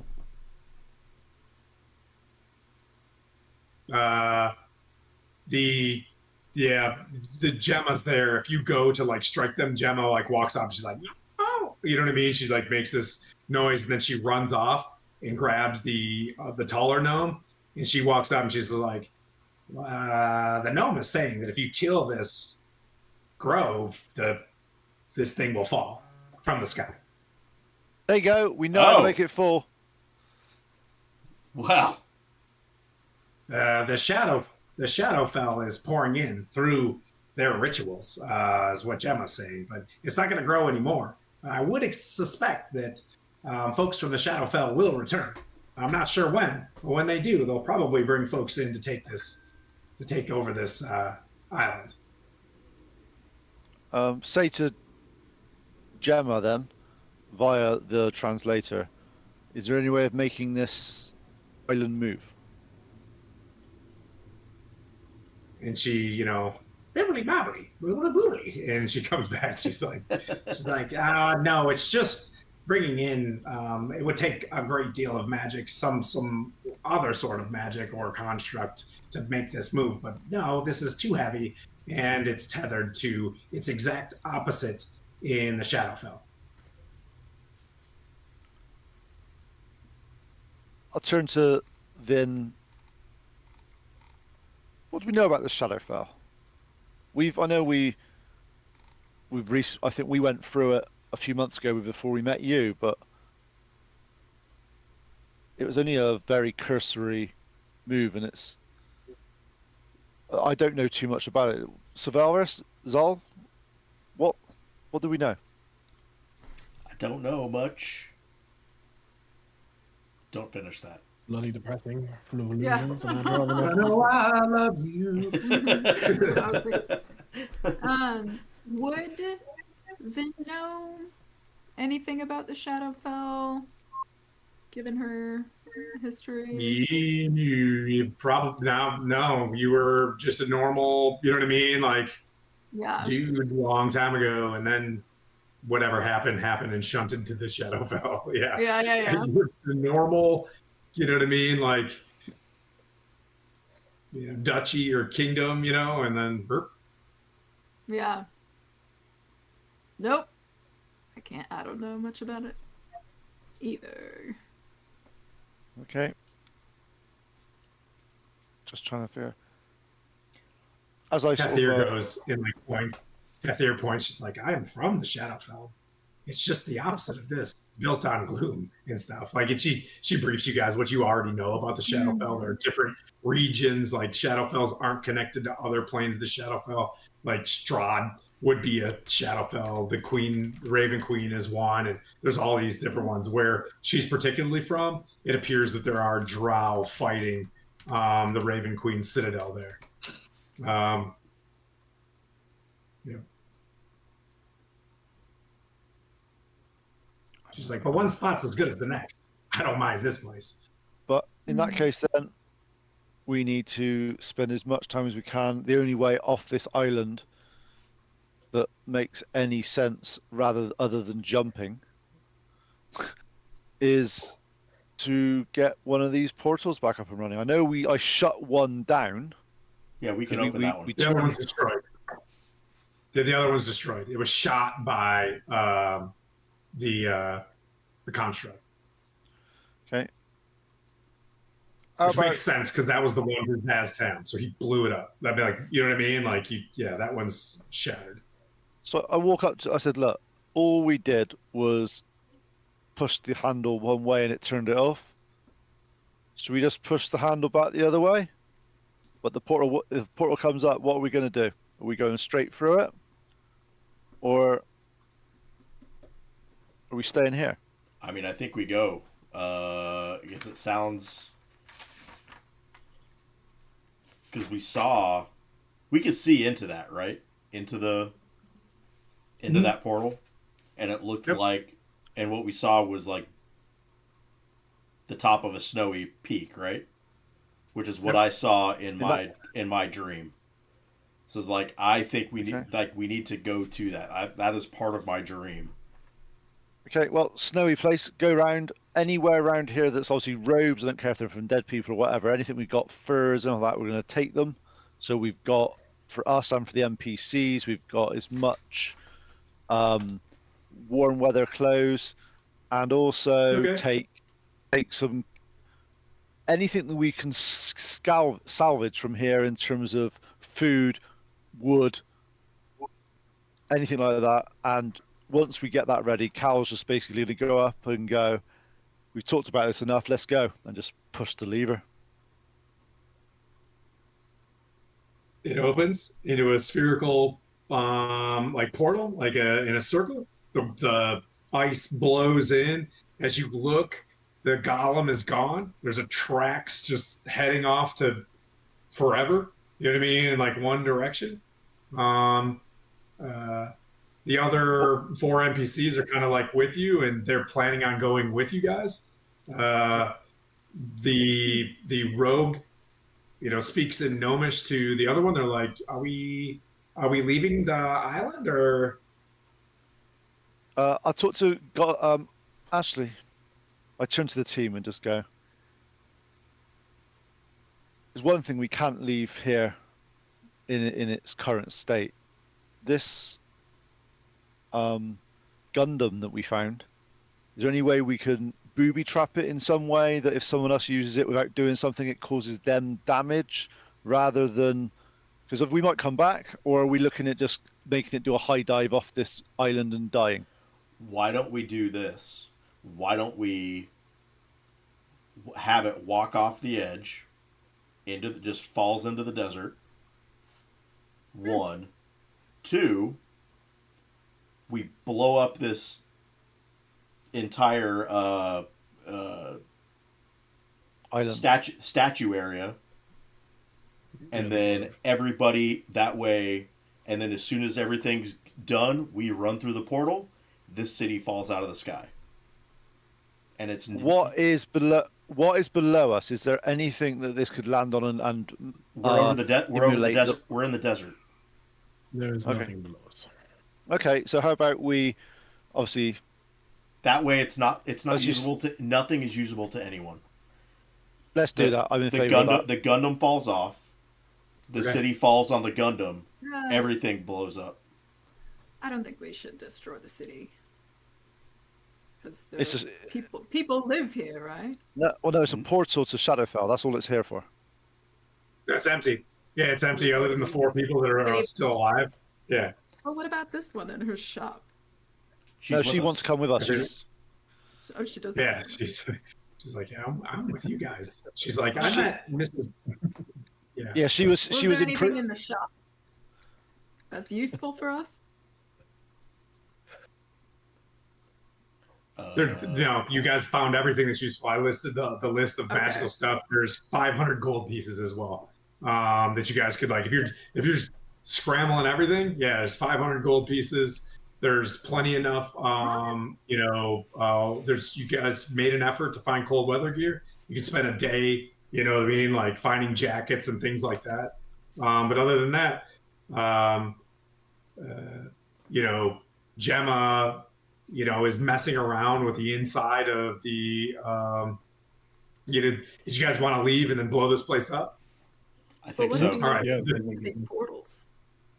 The portal opens. Gemma rigged something up so that the golem like walks straight through Zuggtmoy. You know what I mean? Like, and just knocks it over as you guys kind of step through. We'll do a video game kind of cutscene as you guys like walk through the chill of a mountain pass that you are not familiar with. As a matter of fact, the smells are so foreign to you, right? Like you get to this icy peak, you see behind you as the place, like the portal itself does like twists and turns as this thing falls, right? And then just like the portal itself just like disappears.